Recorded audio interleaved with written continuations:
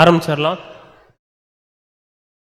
கிறிஸ்து இயேசுக்குள் அன்பாக அழைக்கப்பட்ட அன்புக்குரிய சகோதர சகோதரிகளே, நம்முடைய பிதாவாகிய தேவனாலும் கர்த்தராகிய இயேசு கிறிஸ்துவினாலும் கிருபையும் சமாதானம் உண்டாவதாக என்ற அன்பின் வாழ்த்துக்களை தெரிவித்துக் கொள்கிறோம்.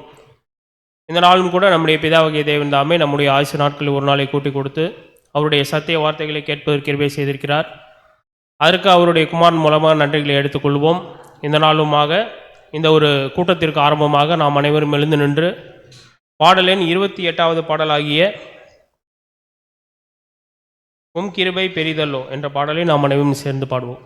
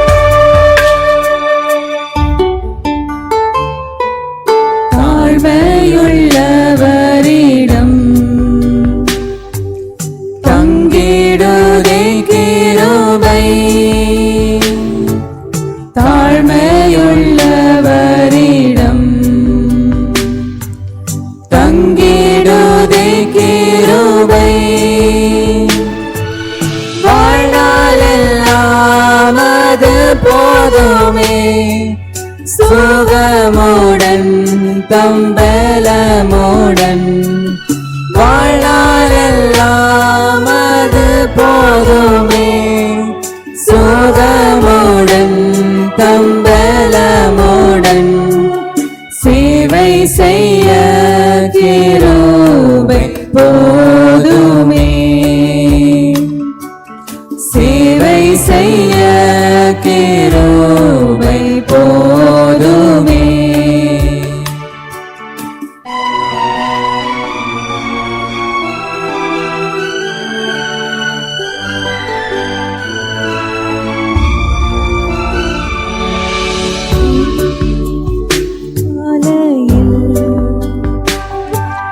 தேடும் போது கிருபை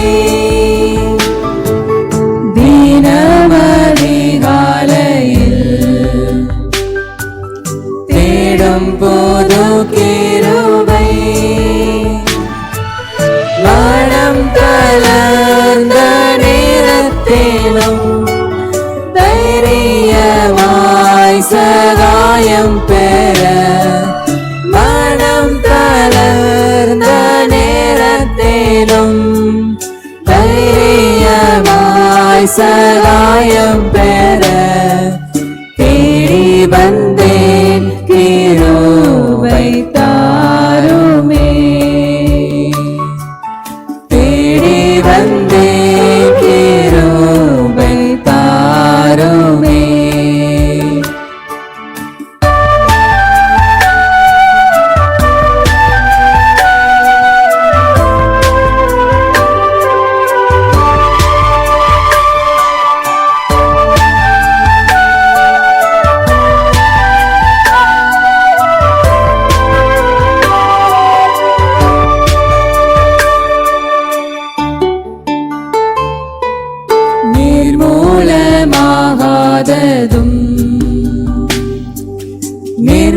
நிற்பதுமோ கிருபை, நிர்மூலமாகாததும் நிற்பதுமோ கிருபை. நீசன் என் பாவம் நீங்கினதே, நித்திய ஜீவன் பெற்றுக் கொண்டேன். நீசன் என் பாவம் நீங்கினதே, நித்திய ஜீவன் பெற்றுக் கொண்டேன். காத்து கொள்ள கிருபை தாருமே, காத்து கொள்ள கிருபை தாருமே. உம் கிருபை பெரிதல்லோ, என் ஜீவனிலும் அதே இம்மட்டும் காத்ததுவே. இன்னும் தேவை கிருபை தாருமே, இன்னும் தேவை கிருபை தாருமே. இந்த மாலை நேர கூடுகைக்கு ஆரம்பமாக நம்மை ஜெபத்திலே வழிநடத்தும்படி சகோதரர் லூர்தராஜ் அவர்கள் அன்புடன் கேட்டுக்கொள்கிறோம்.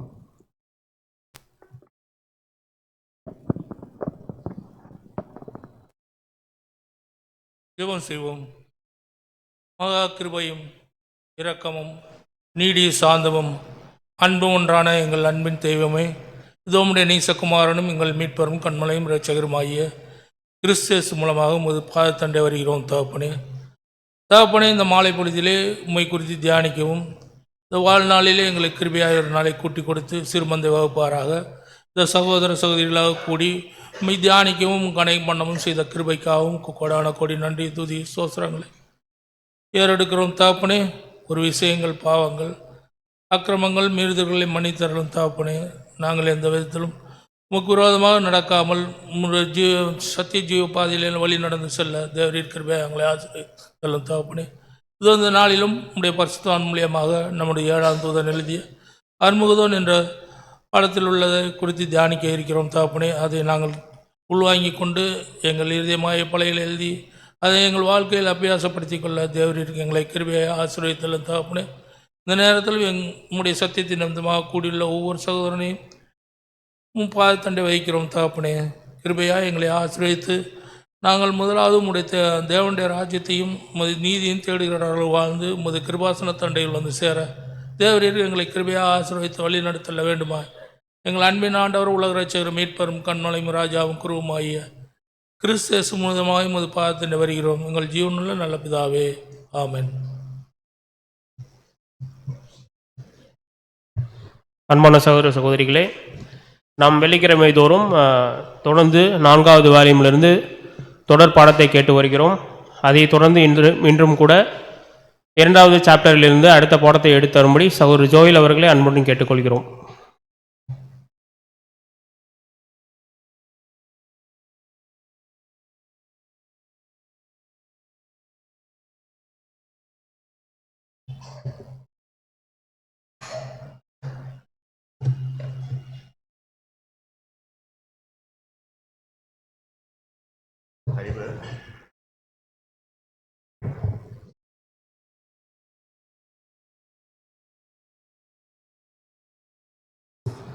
கிறிஸ்துக்குள் மிகவும் அன்பாய் அழைக்கப்பட்ட அன்புக்குரிய சகோதர சகோதரிகளே, தேவனுடைய மாபெரும் கிருபையினாலே இன்றும் கூட நாம் ஒரு சிலராக இங்கு கூடி தேவனுடைய வார்த்தைகளை நாம் தியானிப்பதற்கு தேவன் பாராட்டின இது ஒரு மாபெரும் கிருபைக்கு நன்றி.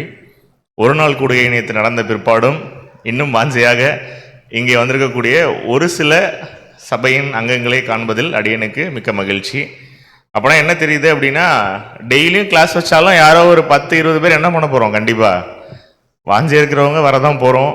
சில நேரம் சில சூழ்நிலை சரியில்லாததுனால சில சகோதரர்களால் பிரயாசப்பட்டும் கலந்து கொள்ளாமல் போகிறதுக்கு சூழ்நிலைகள் ஏற்படுது. அவங்களுக்காக நம்முடைய அனுதின ஜெபங்கள் நம்ம எடுத்துக்கொண்டு நம்ம இந்த பாடத்துக்குள்ளாக நம்ம என்ன பண்ணலாம் அப்படின்னா கடந்து போகலாம். நம்ம பார்க்கக்கூடிய ஒரு பாடம் எதுலேருந்து அப்படின்னா, பேட்டில் ஆஃப் அர்மகெதோன் அப்படிங்கிற அந்த ஒரு புத்தகத்தில் கடைசி நாளில் நடக்கக்கூடிய அந்த ஒரு அர்மகெதோன் யுத்தத்திற்கு முன்பாக நடக்கக்கூடிய சில விஷயங்கள். அதில் குறிப்பிட்ட விதமாக நம்ம பார்க்கக்கூடிய பாடம் என்ன அப்படின்னா, டூம் ஆஃப் பாபிலோன் அப்படிங்கிற அந்த ஒரு தலைப்பின் கீழாக நம்ம என்ன பண்ணிட்டு இருக்கோம் அப்படின்னா நிறைய விஷயங்கள் தியானிச்சுட்டு இருக்கோம். ஸோ ரிவிஷன் எனக்கு மிகவும் பிடித்த ஒரு சில ஏரியா, உங்களுக்கு யாருக்கும் மிகவும் பிடிக்காத ஒரு ஏரியா இல்லையா? ரிவிஷனுக்குள்ளே போயிடலாம். பின்னே இருக்கக்கூடிய சகோதர சகோதரிகள் நீங்களும் கூட என்ன பண்ணலாம் அப்படின்னா இதுக்கு பதில் சொல்லலாம், கவனிக்கலாம். நாம டிஸ்ட்ராக்ட் ஆக வேண்டாம். போன வாரம் என்ன பார்த்தோம் நம்ம? இது ஒரு அருமையான பதில். சேஃப் பிளே இல்லையா? போன வாரம் என்ன பார்த்தோம்? பாபிலோன் அழிவை பற்றி பார்த்தோம். ஓகே, அதை தான் நம்ம என்ன பண்ணிட்டு இருக்கோம், ரொம்ப நாளாக பார்த்துட்டு இருக்கோம். ஓகே, அதில் என்ன பார்த்தோம் குறிப்பிட்டு அப்படின்னா, கடைசி நாளில் நடக்கக்கூடிய அந்த பாபிலோன் இருக்கக்கூடிய பேலை தண்டிப்பேன் அப்படின்னு சொல்லி கூட பார்த்தோம். பாபிலோனுக்கு ஒரு பேல்னு ஒரு ஹெட் இருந்தாங்க அப்படின்னா அப்போது நிஜத்தில் அந்த பாபிலோனுடைய பேல் யார் அப்படின்னு சொல்லி கூட பார்த்தோம் நம்ம. ஸோ பார்த்துட்டு எப்படி தண்டனைகள் இருக்கும், ஸோ இதெல்லாத்தையுமே கவனிச்சுட்டு என்ன கூட நம்ம பார்த்தோம் அப்படின்னா, இந்த அமைப்புகள் எப்படி பிஹேவ் பண்ணுதுங்கிறத பார்த்தோம்.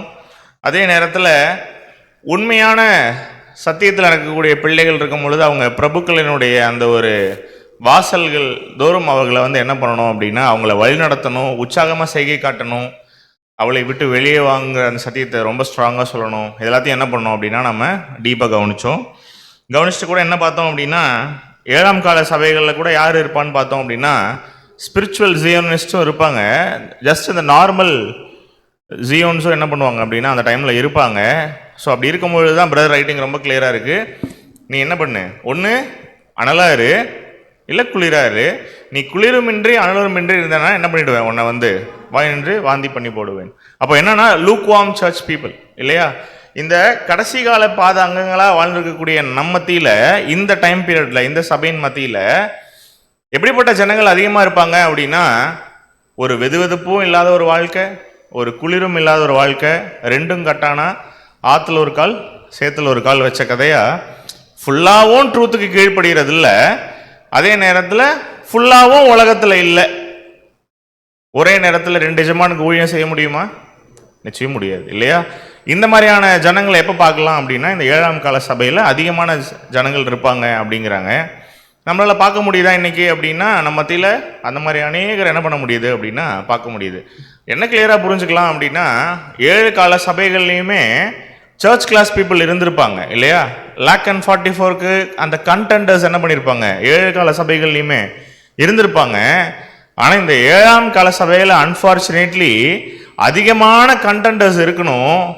ஆனால் சிம்ரனா மாதிரி ஒரு பலகீனத்தில் யார் அதிகமாக இருக்கிறதுக்கு பாசிபிலிட்டிஸ் அதிகமாக இருக்குது அப்படின்னா, என்னதான் லைட் நமக்கு நிறைய கிடச்சிட்டே இருந்தாலும் இருளில் இருக்கக்கூடிய அநேகம் பேர் இல்லை இருளை நோக்கி பிரயாணம் பண்ணிட்டு இருப்பாங்க இல்லையா? ஸோ அவங்களுடைய லைஃப்பை நம்ம எடுத்து பார்த்தோம் அப்படின்னா நமக்கே தெரியாது ஓட்டம் எதுக்காக இருக்குது. சபைக்காக ஓடுறாங்களா, இல்லை திரள் கூட்டத்துக்காக ஓடுறாங்களா, இல்லை 2ஆம் மரணத்துக்குள்ளே போயிட்டுருக்கோம் அப்படிங்கிறதே புரிஞ்சுக்காத வகையில் ஒரு ஓட்டம் ஓடிட்டு இருக்காங்களா அப்படிங்கிறது நமக்கு தெரியாது. அப்போது என்ன கூட போன வாரம் பார்த்தோம் அப்படின்னா, நீதியின் வஸ்திரத்தை நமக்கு என்ன பண்ணியிருக்கார் அப்படின்னா தேவன் கொடுத்துருக்கார் அப்படிங்கிறத பார்த்தோம் நம்ம. ஸோ அதே நேரத்தில் வேற என்ன கவனிச்சோம் நம்ம அப்படின்னா, நீதியின் வஸ்திரத்தை கொடுத்துட்டு ஒரு கம்ப்ளீட் கான்சக்ரேஷன் அண்ட் சப்மிஷனை தேவன் நம்மக்கிட்ட எதிர்பார்க்குறாரு அப்படிங்கிறத பார்த்தோம் இல்லையா? கண்ணுக்கு கலிக்கம் போடு அப்படின்னா அந்த மெடிசன் மாதிரி கொடுப்பாங்க இல்லையா? கண்ணுக்கு இன்னமும் கொடுக்குறாங்க இல்லையா? ஒரு சில ஊர்களில் கண் மருந்து போடுறதுன்னு சொல்லுவாங்க. வீட்டுக்கே வருவாங்க. இந்த கிளப்ஸ் எல்லாம் பார்த்துருக்கீங்களா? மகரிஷி குழுமத்துலேருந்துலாம் என்ன பண்ணுவாங்க, ஒரு நாட்டு மருந்து மாதிரி வச்சுருப்பாங்க.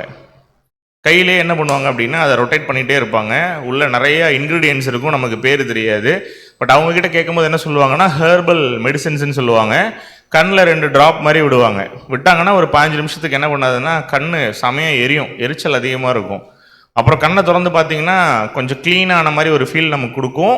மெடிக்கலி நிறைய இடத்துல நிறைய என்டையர் பாடியவே நாங்கள் கண்ணில் மருந்து போட்டு ட்ரீட் பண்ணுறோம் அப்படின்லாம் சொல்லுவாங்க. அதான் பிரதர் சொல்கிறாரு, கண்ணுக்கு கலிக்கம் போடு அப்படின்னா கம்ப்ளீட் கான்சக்ரேஷன் அண்ட் சப்மிஷன், முழுமையான ஒரு கீழ்ப்படிதல் வந்து என்றைக்குமே இருக்கணும் தேவனுடைய பிள்ளைகளுக்கு. நம்ம ஜஸ்ட் வசனத்தை கேட்கிறவர்களாக மாத்திரம் இருக்கக்கூடாது அப்படின்னு சொல்லி கூட பார்த்தோம்.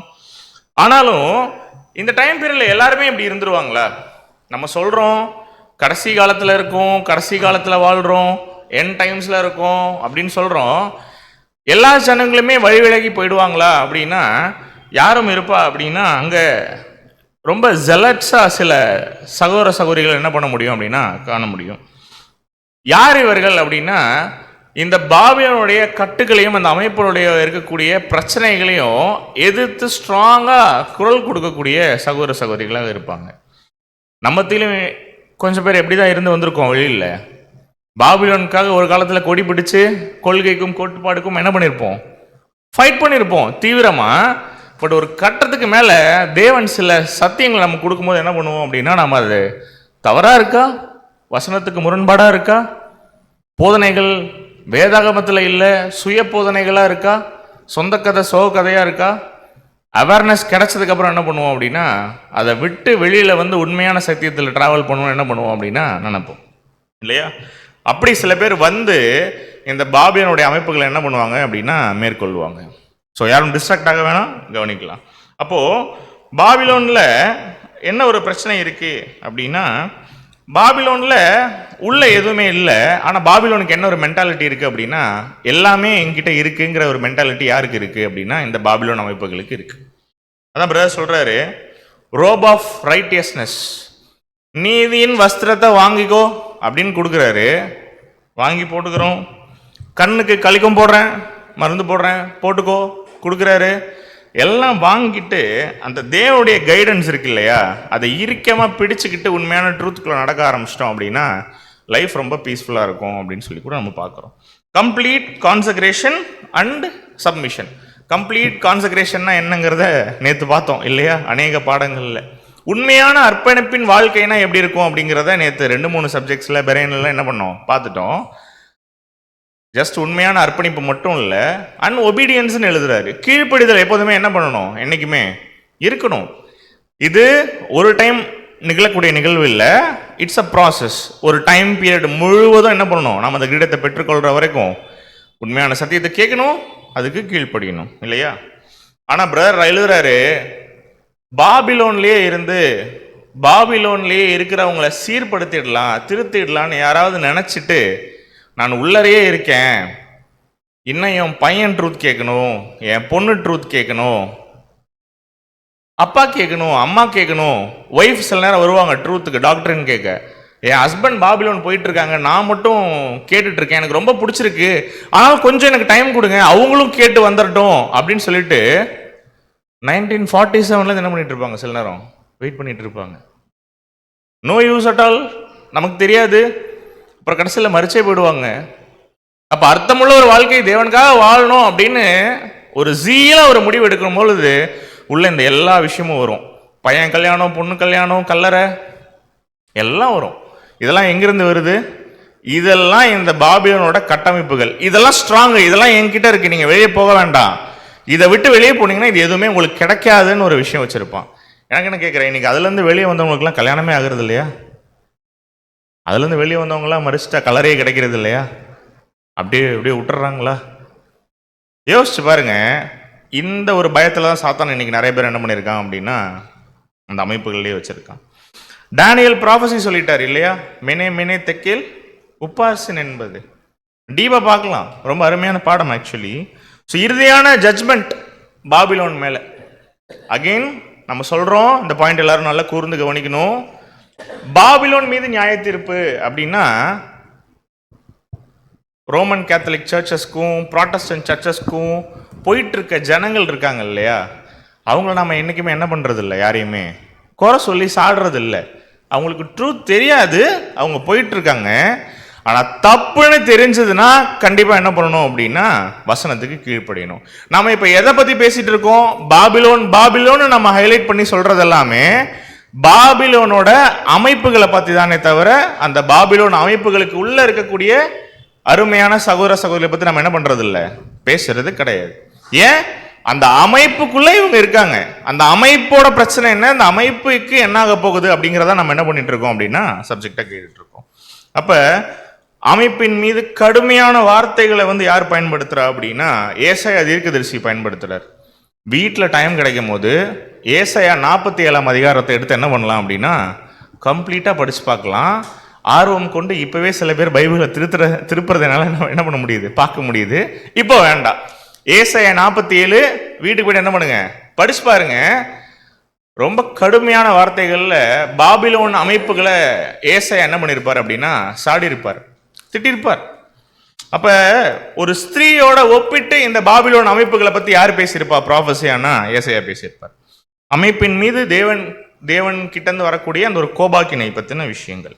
அப்ப இன்னும் கூட இந்த கோபாக்கினை பத்தி என்னெல்லாம் நிறைவேறிட்டு இருக்கு, என்னெல்லாம் வசனங்கள் இருக்கு அப்படின்னா வாசிக்கலாம். ரெவலேஷன் 18:1-5, வெளிப்படுத்தல் விசேஷம் 18ஆம் அதிகாரம் 1 முதல் 5 வசனங்கள். வெளிப்படுத்தல் விசேஷம் ஜஸ்ட் வசனம் வாசிச்சிருங்க, நான் சொல்லிட்டேன். இவைகளுக்கு பின்பு வேறொரு தூதன் மிகுந்த அதிகாரம் உடையவனாய் வானத்திலிருந்து இறங்கி வர கண்டேன். அவனுடைய மகிமையினால் பூமி பிரகாசமாயிற்று. அவன் பலத்த சத்தமிட்டு, மகா பாபிலோன் விழுந்தது, அது பேய்களுடைய குடியிருப்பும் சகலவித அசுத்த ஆவிகளுடைய காவல் வீடும் அசுத்தமும் அருவருப்பும் உள்ள சகலவித பறவைகளுடைய கூடுமாயிற்று. அவனுடைய வேசித்தனத்தின் உக்கிரமான மதுவை எல்லா ஜாதிகளும் குடித்தார்கள். பூமியின் ராஜாக்கள் அவனுடைய வேசித்தனம் பண்ணினார்கள்.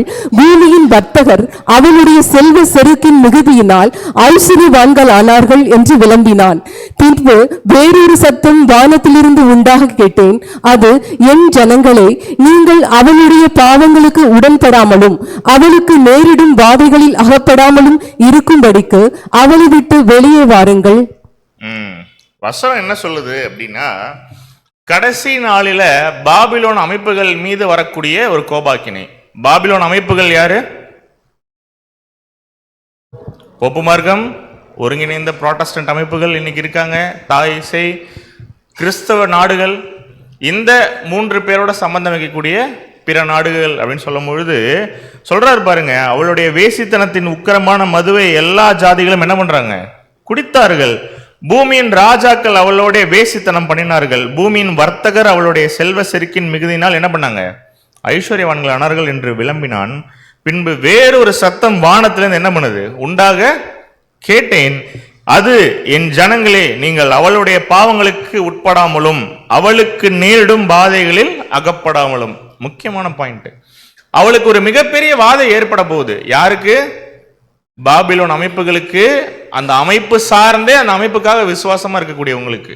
ஏன்னா அந்த அமைப்புக்கு அழிவுங்கும் பொழுது அதில் போயிட்டு இருக்க ஜனங்களுக்கும் என்னதான் ஆப்வியஸா அப்படின்னா அவங்களுக்கும் அந்த ஒரு பனிஷ்மெண்ட் நிச்சயம் வரும். ஆனா என்ன பண்ணாதீங்க அப்படின்னா, அவளுக்கு சில வாதைகள் வச்சிருக்கேன் இல்லையா நான், கடைசி நாளில் நிறைவேறணும்னு, அதுல அகப்படாதீங்க. அவளுக்கு நேரிடும் வாதைகள் அகப்படாமலும் இருக்கும்படிக்கு அவளை விட்டு என்ன பண்ணுங்க, வெளியே வாருங்கள் அப்படின்னு நிறைய வசனங்கள் பார்த்துருக்கோம் இல்லையா. அவளை குணமாக்குவோம் என்று என்ன பண்ணாதீங்க, பார்க்காதீங்க. உள்ளதை எதையும் திருத்த முடியாது உங்களால அப்படின்னு அவரே எழுதிட்டாரு ப்ராபசி.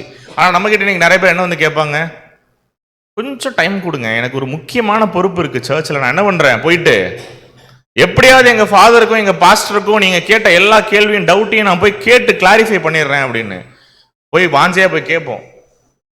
என்னங்க சொல்றீங்க, ஆத்மா சாகும்னு இங்க இருக்கே அப்படின்னு போய் பாஸ்டர்கிட்ட கேட்பாங்க. பாஸ்டர் ஆத்மாவை பத்தி பேச மாட்டாரு, நம்மள ஒரு வேற உலகத்துல இருந்து ஒரு ஆத்மா மாதிரி என்ன பண்ணிட்டு இருப்பாரு, அப்படியே வெச்சக்கன்னு வாங்காம பார்த்துட்டு இருப்பாரு. போய் கேட்போம், என்னங்க நரகம்ன்ற ஒரு விஷயம் இல்லையே, அந்த வார்த்தைக்கு வேற அர்த்தம் இருக்கே பைபிள்ல, நம்ம போய் கேட்போம். ஃபாதர் என்ன பண்ணுவாரு, இப்படி பேசிட்டு இருந்தா நீ நரகத்துக்கு தான் போவ அப்படிங்குவாரு இல்லையா. நம்ம அதுவே தப்புன்னு போய் வசனத்தை எடுத்து வச்சு பேசிட்டு இருப்போம். அப்போ யோசிச்சு பாருங்க எப்படி இருக்குன்னு. அவளை குணமாக்கணும்னு என்ன பண்ணாத, உள்ள போய் ட்ரை பண்ணாத, அவ குணமே ஆக மாட்டான், என்ன பண்ண, அவளை விட்டு வெளியே வா. அப்போ வசனம் கூட நம்ம நல்லா பார்க்குறோம், அவளை விட்டு உண்மையான சத்தியத்துக்காக வசனத்துக்காக வைராக்கியமா வெளியில வரவங்களுக்கு மிகப்பெரிய ஒரு ஆசீர்வாதமான ஒரு வசனம் இருக்கு இல்லையா. ஜனவரி நியூ இயர் ஆசீர்வாதமான வசனங்கள். அவளை விட்டு வெளியே வந்தா மட்டும். சங்கீதம் 91 1-2 வாசிக்கலாம். உன்னதமானவரின் மறைவில் இருக்கிறவன் சர்வ வல்லவருடைய நிழலில் தங்குவான். உன்னதமானவரின் மறைவில் இருக்கிறவன் சர்வ வல்லவருடைய நிழலில் தங்குவான். யாருங்க இது? இதுல இருக்கணும், அவருடைய நிழல்ல தங்கணும்னா உன்னதமானவரின் மறைவில் என்ன பண்ணணும்? ஃபர்ஸ்ட் நாம இருக்கணும். பாபிலோனின் மறைவில் இருந்தா என்ன பண்ண முடியாது? தங்க முடியாது. சேஃப் பிளேஸ் கிடையாது. அதான் சொல்றாரு, the place or condition of entire consecration typified by the most holy of tabernacle அப்படின்னு கமெண்ட்ரிஸ்ல இருக்கும். பிரதர் எழுதியிருப்பார். என்ன சொல்ல வர்றார் அப்படின்னா, அந்த மோஸ்ட் ஹோலி டேபர்னாக்கல் என்ன பிளேஸ் அப்படின்னா, என்ன நிலைமை அப்படின்னா, முழுவதும் அர்ப்பணிக்கப்பட்ட ஒருத்தர் போய் சேரக்கூடிய ஒரு நிலைமை. அதான் பிரதர் சொல்றாரு, இந்த நிலைமைக்குள்ள ஒருத்தர் போகணும், ஒரு சர்வ வல்லவருடைய நிலையில் ஒருத்தர் தங்கணும் அப்படின்னா ஃபுல்லா கான்செக்ரேட்டட் மைண்டோட அவங்க என்ன பண்ணணும் அப்படின்னா உண்மையான சத்தியத்துக்காக நிக்கணும் அப்படிங்கிறத பிரதர் சொல்றாரு. அப்படி ஒருவேளை யாராவது உண்மையான சத்தியத்துக்காக வசனத்துக்காக கீழ்ப்படிஞ்சு நின்றா அவங்க கூட யார் இருப்பா அப்படின்னா சர்வ வல்லமையுள்ள தேவன் என்ன பண்ணுவார்? எப்போதுமே ப்ரொடெக்ட் பண்ணிட்டு இருப்பார். வாசிக்கலாம் 2வது வசனம். நான் கர்த்தரை நோக்கி, நீர் என் அடைக்கலம், என் கோட்டை, என் தேவன், நான் நம்பியிருக்கிறவர் என்று சொல்லுவேன். பாபிலோன் அமைப்புகள்ல ஜெலட்ஸா நிறைய பேர் இருப்பாங்க இல்லையா? அந்த அமைப்புல இருக்கக்கூடிய பிரச்சனைகளை பார்த்துட்டு வெளியில வருவாங்க இல்லையா? சத்தியத்துக்கு புறம்பா நடக்குதுங்க நான் போற சர்ச்சில் அப்படின்னு ஃபீல் பண்றவங்க உண்மையான ட்ரூத் தெரிஞ்சதுக்கு அப்புறம் வெளியே வந்ததுக்கு அப்புறம் தேவனை அவங்களுக்கே தரக்கூடிய வாக்குத்தத்தமான வசனம் தான் இது. நான் கர்த்தரை நோக்கி, நீர் என் அடைக்கலம், என் கோட்டை, என் தேவன், நான் நம்பி இருக்கிறவர் என்று சொல்லுவேன். இந்த வார்த்தை சாதாரணமான வார்த்தையா? எல்லாராலையும் சொல்ல முடியுமா? இன்னைக்கு 1000 கவலை இருக்கும் மைண்ட்ல. யார் உயிரோட இருப்பா? ஃபேமிலியில எத்தனை நாள் உயிரோட இருப்பாங்க? யார் எத்தனை நாள் ஹெல்த்தியா இருப்பா? யாருக்கு டிசீஸ் வரும்? யாருக்கு எப்படி கல்யாணம் ஆகணும்? நல்ல ஃபேமிலியா கெட்ட ஃபேமிலியா? நல்ல பார்ட்னர் கிடைப்பாங்களா மாட்டாங்களா? அப்படி ஒருவேளை என் பையனுக்கு ஒரு நல்ல பார்ட்னர் கிடைச்சா அவங்க நல்லா என் பையனை பார்த்துப்பாங்களா என்ன பார்த்துப்பாங்களா? 1000 கொஸ்டின்ஸ் இருக்கும் பாபிலோன்ல இருக்கும் பொழுது. ஆனா உண்மையான ட்ரூத்துக்காக உள்ள வந்துட்டீங்கன்னா தேவன் தரக்கூடியது என்ன அப்படின்னா ஒரு சமாதானம். இது வெளியில கிடைக்காது, எங்கேயுமே சொல்லிக்கலாம். 1000 கேள்வி இருக்கும். அப்ப அந்த பிரச்சனை எல்லாம் ட்ரூத்துக்குள்ள வந்தா இருக்காதா பிரதர்? இங்க எதுவுமே இருக்காதா? தேவன் அப்படி ஃபேக்கா ப்ராமிஸ் பண்ணி வர வைக்கிறாரா? அந்த மாதிரியான சூழ்நிலைகள் மனுஷனா பிறந்துட்டா எல்லாருக்கும் காமன். இந்த மதத்துல மட்டும்தான் இருக்கா? வேற மதத்துல இல்லையா? கடவுள் நம்பிக்கை எல்லாம் இருக்காங்கல்ல நாத்திகர்கள், அவங்களுக்கு இல்லையா இந்த பிரச்சனை? எல்லாருக்கும் தான் இருக்கு. எல்லாரும் பிறக்கிறாங்க, எல்லாரும் சாகுறாங்க. என்ன விசுவாசத்துல வாழ்ந்து அவங்களுடைய ஓட்டத்தை முடிக்கிறாங்க அப்படிங்கறதா முடிவு செய்யும். நாம தேவன் கிட்ட போறோமா இல்லையா அப்படிங்கிற அந்த ஒரு விஷயம் இல்லையா? அப்ப என்ன கிளியரா புரிஞ்சுக்கலாம் அப்படின்னா உண்மையான ட்ரூத்துக்காக நிக்கிறவங்களுக்கு தான் இந்த சங்கீதம் 91 அதிகாரம் 1 மற்றும் 2 வசனங்கள். அப்போ அங்கிருந்தும் பாபிலோன்ல இருந்தும் கடைசி நாட்களில் உண்மையான மணிகளை தேவன் என்ன பண்றார் அப்படின்னா களஞ்சியத்துல சேர்க்கிறார், அவங்களையும் அடைக்கலப்படுத்துறார் அப்படின்னு சொல்லி கூட நம்ம பார்க்கிறோம். அப்ப அவளை விட்டு வெளியே வா அப்படின்னு அடிக்கடி நம்ம இந்த ஆன்டி கிரைஸ்ட் பாடத்துல சொல்லுவோம் இல்லைங்களா? அவளை விட்டு வெளியே வா அப்படின்னா சொல்றாங்க இல்லையா? அவளை விட்டு வெளியே வா அப்படி சொல்லாதீங்க, உறக்க சத்தமிட்டு சொல்லுங்க. நீங்க அவங்கள விட்டு வெளியில வர வச்சு பிரபுக்களுடைய வாசல்களுக்கு நீங்க என்ன பண்ணணும்? அவங்கள வழி நடத்தணும் அப்படின்னு சொல்லும் பொழுது நிறைய பேர் என்ன நினைச்சுக்கிறாங்க அப்படின்னா சர்ச் மாறுறது அப்படின்னு நினைச்சுக்கிறாங்க. பிரதர், நான் முன்னெல்லாம் அந்த ஆர்சி சர்ச்சுக்கு போயிட்டு இருந்தேங்க பிரதர். இப்போ நான் அங்கே போகிறது இல்லைங்க பிரதர், இப்போ நான் மாறிட்டேன். சரி, எங்கே போகிறீங்க அப்படின்னு கேட்டால் இப்போ நான் ஏஎஃப்டி சர்ச் மாறிட்டேன் அப்படின்னு. சரி, ஓகே, சரி, ஏஎஃப்டி சர்ச் போயிட்டு இருக்கீங்க, அங்கே எல்லாம் சத்தியம் எல்லாம் கரெக்டாக இருக்கா? இல்லை, நான் ஏஜி சர்ச் போயிட்டேன் நான் இப்போ அப்படின்னு. சரி, இந்த வருஷம் நியூ இயர்க்கு எங்கெங்க போயிட்டு இருக்கீங்க அப்படின்னு கேட்டால் நான் ஏஜி சர்ச் போகிறது இல்லை, நான் ஒய்ஜி சர்ச் போயிட்டு இருக்கேன் அப்படின்னு. ஆல்பபெட்டுக்கு பஞ்சம் இல்லை, பேருக்கெல்லாம் பஞ்சம் இல்லை. சபைகளுக்கும் இன்னைக்கு இந்தியாவில் உலகத்தில் பஞ்சமே கிடையாது. ஆனா போற எல்லா இடத்துலயும் உங்களுக்கு வசனத்துக்கு தெளிவான விளக்கம் கிடைக்குதா? கிடைக்கிறது இல்லை, மாறிட்டே இருப்பாங்க. ஏன்? நீங்க தானே சொன்னீங்க அவளை விட்டு வெளியே வான்னு. வெளியே வந்து இப்ப நான் தேடிட்டு இருக்கேன் எங்க போறதுன்னு அப்படின்வாங்க. அப்போ அவளை விட்டு வெளியே வா அப்படின்னு தேவன் சொல்றது ஜஸ்ட் ஒரு இடம் பேர்றது இல்லை. நீங்க யோசிச்சு பாருங்களேன், பாபிலோனுக்கு ஒரு அழிவு வரப்போகுதுன்னா என்ன அர்த்தம்? போப்பு மார்க்கம், ஒருங்கிணைந்த புராட்டஸ்டன்ட் அமைப்புகள், கிறிஸ்தவ நாடுகள். இப்ப இதை அறகுறையா புரிஞ்சுட்டு இருக்கவங்க என்ன பண்ணுவாங்க, ஒருவேளை கிறிஸ்டியன் நேஷன்ஸ்ல இருந்தா வேற ரிலீஜன் ஃபாலோ பண்ணக்கூடிய ஒரு நேஷன்ஸ்க்கு என்ன பண்ணுவாங்க, டக்குன்னு இமிகிரேட் ஆகி போவாங்க இல்லையா? மைக்ரேஷன். ஒரு ஃபுல் பெர்மனன்ட் வீசா வாங்கு துபாய்க்கு, கிறிஸ்டியன் நேஷன்ஸ்க்கு அழிவு வர போகுது அப்படின்னு சப்ஜெக்ட் எடுத்துட்டு இருக்காங்க. அரப் நேஷன்ஸ்குள்ள போனா தப்பிச்சுக்கலாம் அப்படின்னு யாராவது நினைச்சாங்கன்னா அது எவ்வளவு பெரிய ஒரு முட்டாள்தனமா இருக்கட்டும். அதான் பிரதர் எழுதுறாரு, it is not migration of countries. ஆர்சியிலேருந்து ப்ராட்டஸ்டன்ட்டுக்கும், ப்ராட்டஸ்டன்ட்லேருந்து பெண்டகோஸ்டுக்கும், பெந்தகோஸ்துலேருந்து வேற இடத்துக்கும், முஸ்லீம் கண்ட்ரீஸ்லேருந்து கிறிஸ்டியன் நேஷன்ஸ்க்கும், கிறிஸ்டியன் நேஷன்ஸ்லேருந்து முஸ்லீம் கண்ட்ரீஸ்க்கும், புத்திசம் பேசக்கூடிய வேற கண்ட்ரீஸ்க்கும், இப்படியே பேக் எடுத்துட்டு சுத்திட்டு இருந்தீங்கன்னா சபையெல்லாம் ஆக முடியாது. ஒரு இடம் விட்டு இடம் வேணா என்ன பண்ணிக்கலாம், ஃப்ரீயா நம்ம டிராவல் பண்ணிட்டு கரெக்டாக நடந்துட்டு இருக்கோம் சத்தியத்தில் நினச்சிட்டு இருக்கலாம். பிரதர் சொல்றாரு, சத்தியத்துக்காக நீங்க டிராவல் பண்ணணும்னா ஊர் ஊரா டிராவல் பண்றது இல்லை, சர்ச்சா மாதிரி டிராவல் பண்றது இல்லை, மனசுல மாறுறது. இங்க நம்ம மத்தியில் எத்தனை பேர் பாபிலோன் அமைப்புகள்ல பிரேயருக்கு போயிட்டு இருந்துட்டு உண்மையான சத்தியம் இதுதான் கண்டுபிடிச்சதுக்கு அப்புறம் இங்க வந்து நம்ம உட்காந்துருக்கோம். எத்தனை பேர் இருப்போம்? அந்த மாதிரி நிறைய பேர் இருக்கோம் இல்லையா?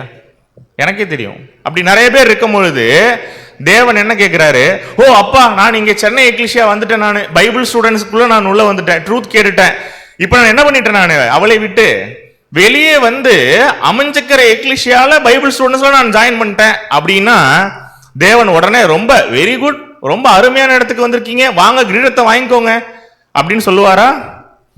இங்க வந்து ஒருவேளை பாபிலோன் மாதிரி பிஹேவ் பண்ணிட்டு இருந்தோம்னு வச்சுக்கோங்களேன், அவளை விட்டு வெளியே வந்ததா அது பொருள்படாது. அதுதான் நம்ம சொல்றோம், சர்ச்சா மாறாதீங்க, ஊர் ஊரா மாறாதீங்க. மாறணுங்கிறது சர்ச்சில் இல்ல, மனசுல இருக்கு. அதுக்காக பாபிலோன்ல இருந்துக்கலாமா? பிரதர் அங்கேயும் அப்படிதான் இருக்காங்க, இங்கேயும் அப்படிதான் இருக்காங்க. பிரதர் நான் என்ன பண்ணிக்கிறேன், நான் அங்கேயே இருந்துக்கிறேனே, அதுக்கு என்ன கிடைக்கும்? அழிவு தான் கிடைக்கும் கடைசியில் இல்லையா?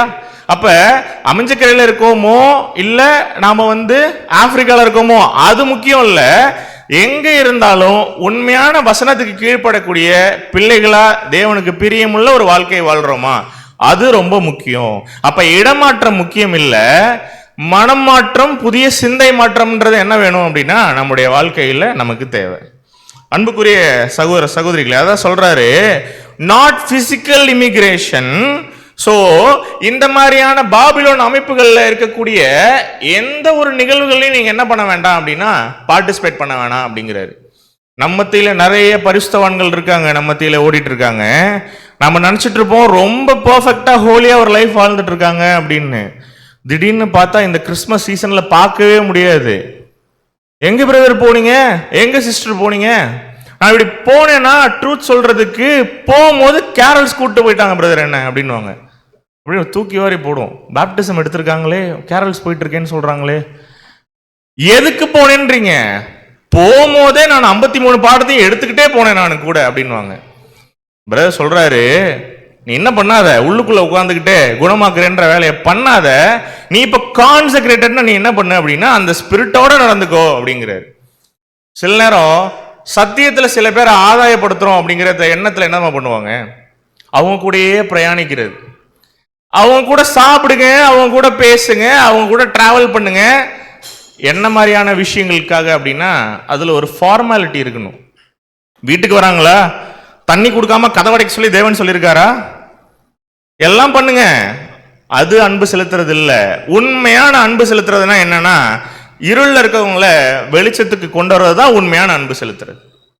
செலுத்தும் பொழுது காம்ப்ரமைஸ் பண்ணக்கூடாது. அந்த ஸ்பிரிட்ல சத்தியம் கேட்டிருப்போம், ஞானஸ்தானம் எடுத்திருப்போம், யாரோ ஒருத்தவங்க சத்தியம் கேட்காம இருக்கிறவங்களை ஆதாயப்படுத்துறதுக்காக சில நேரம் சொந்த பந்தங்கள் கிட்ட காம்ப்ரமைஸ் இல்லையா?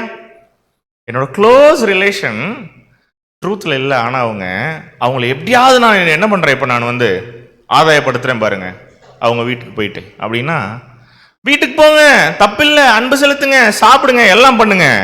ஆனா அவங்களோட சேர்ந்து அவங்க சர்ச்சுக்கு நீங்க செலிப்ரேஷனுக்கு போயிட்டு எதுக்குங்க போனீங்க அப்படின்னு கேட்டா அதன் மத்தியில அன்பு செலுத்தி ஆதாயப்படுத்தி கூப்பிட்டு வரேன் பிரதர். வசனம் சொல்லுதுல பிரதர், அன்போட சத்தியத்தை கை கொண்டு அப்படின்னா நோ, வெரி வெரி ராங். ராங்கான ஸ்பிரிட்டு, தவறா புரிஞ்சுக்கிறது வசனத்தை. ஏன் அப்படின்னா பிரதர் ரொம்ப அழகா சொல்றாரு, separation from all bindings of Christendom. கிறிஸ்தவ அமைப்புகளோட இருக்கக்கூடிய எல்லா பைண்டிங்ஸையும் விட்டு என்ன பண்ணணும் அப்படின்னா வெளியில வரணும். எப்படி? 3 விஷயம் சொல்றாரு. Civil, social, religious. இந்த 3 கான்டாக்ட் இருக்கக்கூடாது. ஈஸியா சொல்லுங்க புரியுற மாதிரி. இந்த கிறிஸ்தவ மண்டலத்தோடு இருக்கக்கூடிய எந்த அரசியல் அமைப்புகளோடையும் நமக்கு என்ன இல்லை, சம்பந்தம் கிடையாது. இதற்குள்ள இருக்கக்கூடிய எந்த ஒரு மதத்தில் இருக்கக்கூடிய அந்த ஒரு தொடர்பும் நமக்கு என்ன பண்ணக்கூடாதுன்னா இருக்கக்கூடாது. இங்க வருவாங்க மெமோரியலுக்கு, அங்க போவாங்க கேரல்ஸ்க்கு. தேவன் ஒத்துப்பாரா? நோ. அப்பனா நாம என்ன பாபிலோன்ல இருந்தே வரலன்னு அர்த்தம். ஜஸ்ட் தண்ணியில முங்கி எந்திரிக்கிறது நாம உடன் பரிசுத்தவான்களுக்கு காட்டுற ஒரு சாட்சி. நானும் என்ன கான்சென்ட்ரேட் பண்ணிட்டேன் அப்படின்னு. இப்படி ஒரு சாட்சியை தேவனுக்கு மத்தியில, பரிசுத்தவான்களுக்கு மத்தியில நம்ம செஞ்சுட்டு அங்க இருக்கிற இடத்த மட்டும் தான் மாத்திருக்கோம். ஆனா இன்னும் லைஃப் மாறல அப்படின்னா தேவன் நம்மள சபையா பார்ப்பாரா?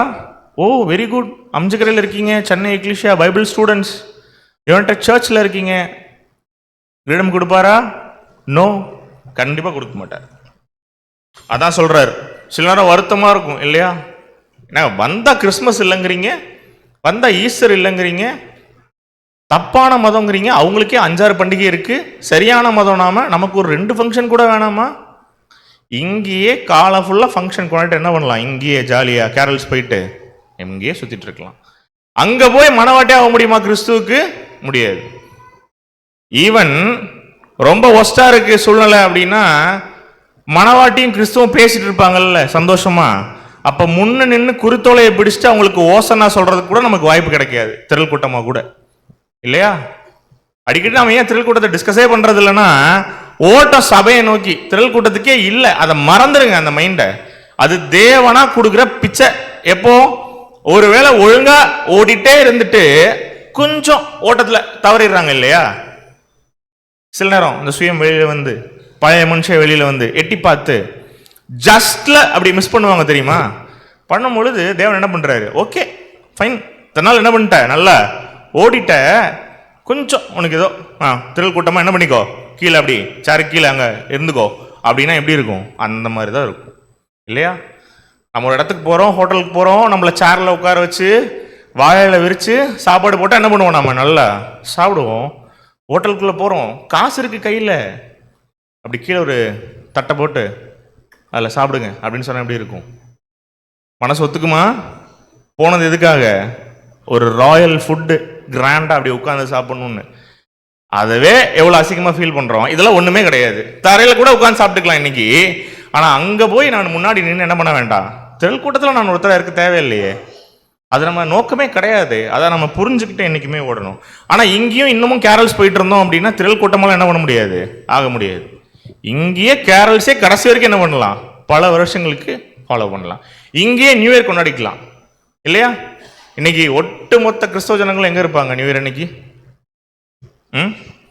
கிறிஸ்தவ ஜனம்னு இல்லை, வேறு மதத்துலேருந்தே எங்கே வந்து இருப்பாங்க அப்படின்னா சர்ச்சு இல்லை பார்ட்டி, ஹாப்பனிங் பிளேஸ், இப்படி தான் இருக்கும் இல்லையா? நியூஸ் பார்த்தீங்கன்னா கத்திப்பாறை ஜங்ஷனே முடங்கிருச்சு, அண்ணா நகரே முடங்கிருச்சு அப்படின்லாம் நியூஸ் வருது. ஏன்னா அவங்களுக்கு இதுதான் ஹாப்பினஸ், அவங்களுக்கு இதுதான் சந்தோஷம். ஆனால் அவங்களுக்கு கிரீடம்னா என்னன்னு தெரியாது, எப்படி மகிமை அடைகிறதுனா என்னன்னு தெரியாது, கிறிஸ்துவுக்கு மனவாட்டினா தெரியாது. அவங்க பண்ணிக்கிட்டோம். இதெல்லாம் தெரிஞ்சிட்டு நாமளும் இந்த மாதிரி ஒரு வேலை ரொம்ப ஈஸியான ஒரு லைஃப் வாழ்ந்துட்டு சபையா போயிடலாம் அப்படின்னு நினைக்கிறோம்னா தேவன் ரொம்ப ஸ்ட்ரிக்டா சொல்றாரு. அதான் நமக்கு என்ன வேண்டாம் அப்படின்னா, both from principle wise and divinely directed பாலிசியோட நமக்கு என்ன இருக்க வேண்டாம் எப்போதுமே அப்படின்னா, ரெண்டுத்தையும் கலக்க வேண்டாம். அதோட பாலிசிஸ் வேற, பாபிலோன் அமைப்புகளுடைய சித்தாந்தம் வேற, கோட்பாடுகள் வேற. அங்க என்ஜாய்மெண்ட் இருக்கும், கலர் கலர் லைட்ஸ் இருக்கும், 1000 பேர் 2000 பேர் கூடுவாங்க. ஆனா சத்தியம் உள்ளர இருக்குமா? உள்ளர இருக்காது. உள்ளர ஒருவேளை சத்தியம் இருக்குன்னா உங்க மைண்ட்ல இருக்க எல்லா கேள்விக்கும் அது பதில் சொல்லணும். சொல்லுமா? சொல்லாது. சொல்லாது. வசனத்துக்கு முன்னுக்கு பின் முரணா இருக்கு அப்படின்னு தெரிஞ்சு இந்த பிரம்மாண்டத்துக்காக என்னைக்கு என்ன பண்ண வேண்டாம் அப்படின்னா சர்ச்சுக்கு போக வேண்டாம். ஸோ தேவன் அதை என்னைக்கும் விரும்புறதும் கிடையாது. எப்படிதான் பிரதர் இருக்க சொல்றீங்க? கிறிஸ்மஸ் இல்லை, ஈஸ்டர் இல்லை, எதுவும் இல்லை, எப்படி இருக்கணும் அப்படின்னா இப்படி இருக்கணும் இல்லையா? நம்மளை விட பெட்டராகவே இருக்கு இந்த ஃபோட்டோ. ஆக்சுவலி எப்படி இருக்கணும்? எல்லாம் பார்த்தா உங்களுக்கு எப்படி தெரியுது? ஏலியன் மாதிரி தெரியுதா? எந்த செலிப்ரேஷன் இருக்கக்கூடாதா வாழ்க்கையில? காலம் ஃபுல்லா இருக்கணுமா அப்படின்னா, இன்னைக்கு ஏலியன் மாதிரி ஒரு வேளை வாழ்ந்தா தேவன் நாளைக்கு நாம மகிமை அடைஞ்ச பிற்பாடு இந்த ஒட்டுமொத்த பூமியின் ஜனங்களை எல்லாத்தையும் ஆசீர்வதித்த பிற்பாடு நம்மை கொண்டு இன்னும் கூட வேற பிளானட்ஸ்ல ட்ரூத்தை சொல்றதுக்கு தேவன் என்னென்ன திட்டங்கள் வச்சிருக்காருன்னு நமக்கு தெரியாது. ஆனா இன்னைக்கு நாம எப்படிதான் அப்படின்னா வேற்று கிரக வாசிகள் போலதான் இருக்கணும். ஏன்னா நான் உலகத்தானாய் அல்லாதது போல நீங்களும் உலகத்தான் அல்ல. யார் பேசுறா? கிறிஸ்து பேசுறார். நானே இந்த வேர்ல்டுக்கு உண்டானவன் இல்லப்பா, என்னோட இடம் வேற எங்கேயோ இருக்கு, நான் எங்க அப்பாவோட சித்தம் செய்ய வந்திருக்கேன், செஞ்சு முடிச்சுட்டு போயிடுவேன். நீயும் இங்கேயே என்ன பண்ணாத, 4-5 வீடு வாங்கி 5-6 கார் வாங்கி 7-8 கோடி சொத்து சேர்த்து காலம் ஃபுல்லா இங்கேயே ராஜா மாதிரி வாழணும்னு என்ன பண்ணாத, நினைக்காத. அப்படின்னா என்ன சொல்ல வரேன்னா, ஒரு வேட்டு கிரகவாசி மாதிரி. ஒரு ஏலியன் எப்படி ஒரு ஊருக்குள்ள வந்ததுன்னா அது இருக்கிற இடம் தெரியாம அது பாட்டுக்கு அது வேலையை செஞ்சுட்டு அப்படியே இந்த கண்ணுக்கு தெரியாத அந்த ஃப்ளையிங் ஷிப்ல சுத்திட்டு இருக்குமோ, அந்த மாதிரி உலகத்தோட சம்பந்தம் வைக்காம நம்ம சுத்திட்டு இருக்கணும் இல்லையா பிரதர்? ஏலியன்ஸ் எல்லாம் இப்போ உண்மையா? அது ஒரு டிஃப்ரெண்டான டிஸ்கஷன். என்ன பண்ணலாம், நாம பார்க்கலாம். ஃபாலன் ஏஞ்சல்ஸினுடைய ஒர்க் எப்படி இருக்கு, என்னெல்லாம் நடக்குது அப்படின்னு டீப்பா ஃபியூச்சர்ல நம்ம என்ன பண்ணலாம் அப்படின்னா டிஸ்கஸ் பண்ணலாம். அப்ப என்ன ஒரு கிளியரான விஷயம் அப்படின்னா, நாம எதுக்குள்ளேயும் போகவே கூடாது. உடனே ஒரு கேள்வி வரும், நீங்க இருக்கிறதா உண்மையான சத்தியம்னா நீங்க எல்லாரும் ஒழுங்கா இருக்கீங்களா? நீங்க என்னைக்கு ஒழுங்கா இருக்கீங்களோ அன்னைக்கு நான் ட்ரூத்துக்குள்ள வரேன் அப்படின்னா, பைபிள் என்னைக்குமே ஒழுங்கா தான் இருக்கும். உண்மையான சத்தியம் என்னைக்குமே ஒழுங்கா தான் இருக்கும். அதை வாசிச்சு அதன்படி வாழணும்னு நினைக்கிறவங்க எல்லாருமே இன்னும் யாரா மாறலன்னா ஃபுல் ஸ்டாண்டர்டுக்கு கிறிஸ்துவா மாறல. மாறிட்டு அவங்க பர்ஃபெக்ட் ஆகிட்டாங்கன்னா அவங்க இங்க இருக்கவே தேவையில்லை, என்னைக்கோ பரலோகம் போயிருப்பாங்க இல்லையா? ஆனா சில நேரம் சத்தியத்தை கேட்கும் பொழுது மனசு என்ன சொல்லும்னா, இவங்க சரியில்லை, அவங்க சரியில்லை, இதுக்குதான் எங்களை கூப்பிடுறீங்களா பாபிலோன்ல இருந்து, நீங்களே ஒழுங்கா இல்லை அப்படின்னா, தேவன் ஒவ்வொருத்தரையும் இண்டிவிஜுவலா நியாயம் தீர்ப்பார் இல்லையா? ஒழுங்கா இல்லைன்னா அவங்களுக்கு என்ன பனிஷ்மெண்ட் தான் அது கிடைக்கும். அது இங்க இருந்தாலும் எங்க இருந்தாலும். அதுக்காக உண்மையான சத்தியத்தை என்ன பண்ணிட வேண்டாம்னா என்னைக்குமே உதாசீனப்படுத்திட வேண்டாம். அன்புக்குரிய சகோதர சகோதரிகளே, வசனம் ரொம்ப அழகா சொல்லுது. எபேசியர் 5ஆம் அதிகாரம் 6ஆம் வசனம், 10ஆம் வசனம், 17ஆம் வசனம் வாசிக்கலாம். இப்படிப்பட்டவைகளின் நிமித்தமாக கீழ்ப்படியாமையின் பிள்ளைகள் மேல் தேவ கோபாக்கினை வருவதால் ஒருவனும் உங்களை வீண் வார்த்தைகளினாலே மோசம் போக்காதபடி எச்சரிக்கையாயிருங்கள். கர்த்தருக்கு பிரியமானது இன்னதென்று நீங்கள் சோதித்து பாருங்கள். ஆகையால் நீங்கள் மதியற்றவர்களாய் இராமல் கர்த்தருடைய சித்தம் இன்னதென்று உணர்ந்து கொள்ளுங்கள். யார் மேல கோபாக்கினை வருதாமா? இப்படிப்பட்டவர்கள் நிமித்தமாக கீழ்ப்படியாமையின் பிள்ளைகள் மேல். யாருங்க கீழ்ப்படியாமையின் பிள்ளைகள்? போப்ப மார்க்கத்தில் இருக்கிறவங்க, ப்ராட்டஸ்டன்ட் அமைப்புகளில் இருக்கவங்க, பெண்டகாஸ்ட் சர்ச்சுக்கு போறவங்க, இவங்களாம் தான் கீழ்ப்படியாமையின் பிள்ளைகளா? சத்தியத்துக்கு யாரெல்லாம் கீழ்ப்படியலையோ தேவன் எல்லாரும் எப்படிதான் சொல்றாரு, கீழ்ப்படியாமையின் பிள்ளைகள் தான்.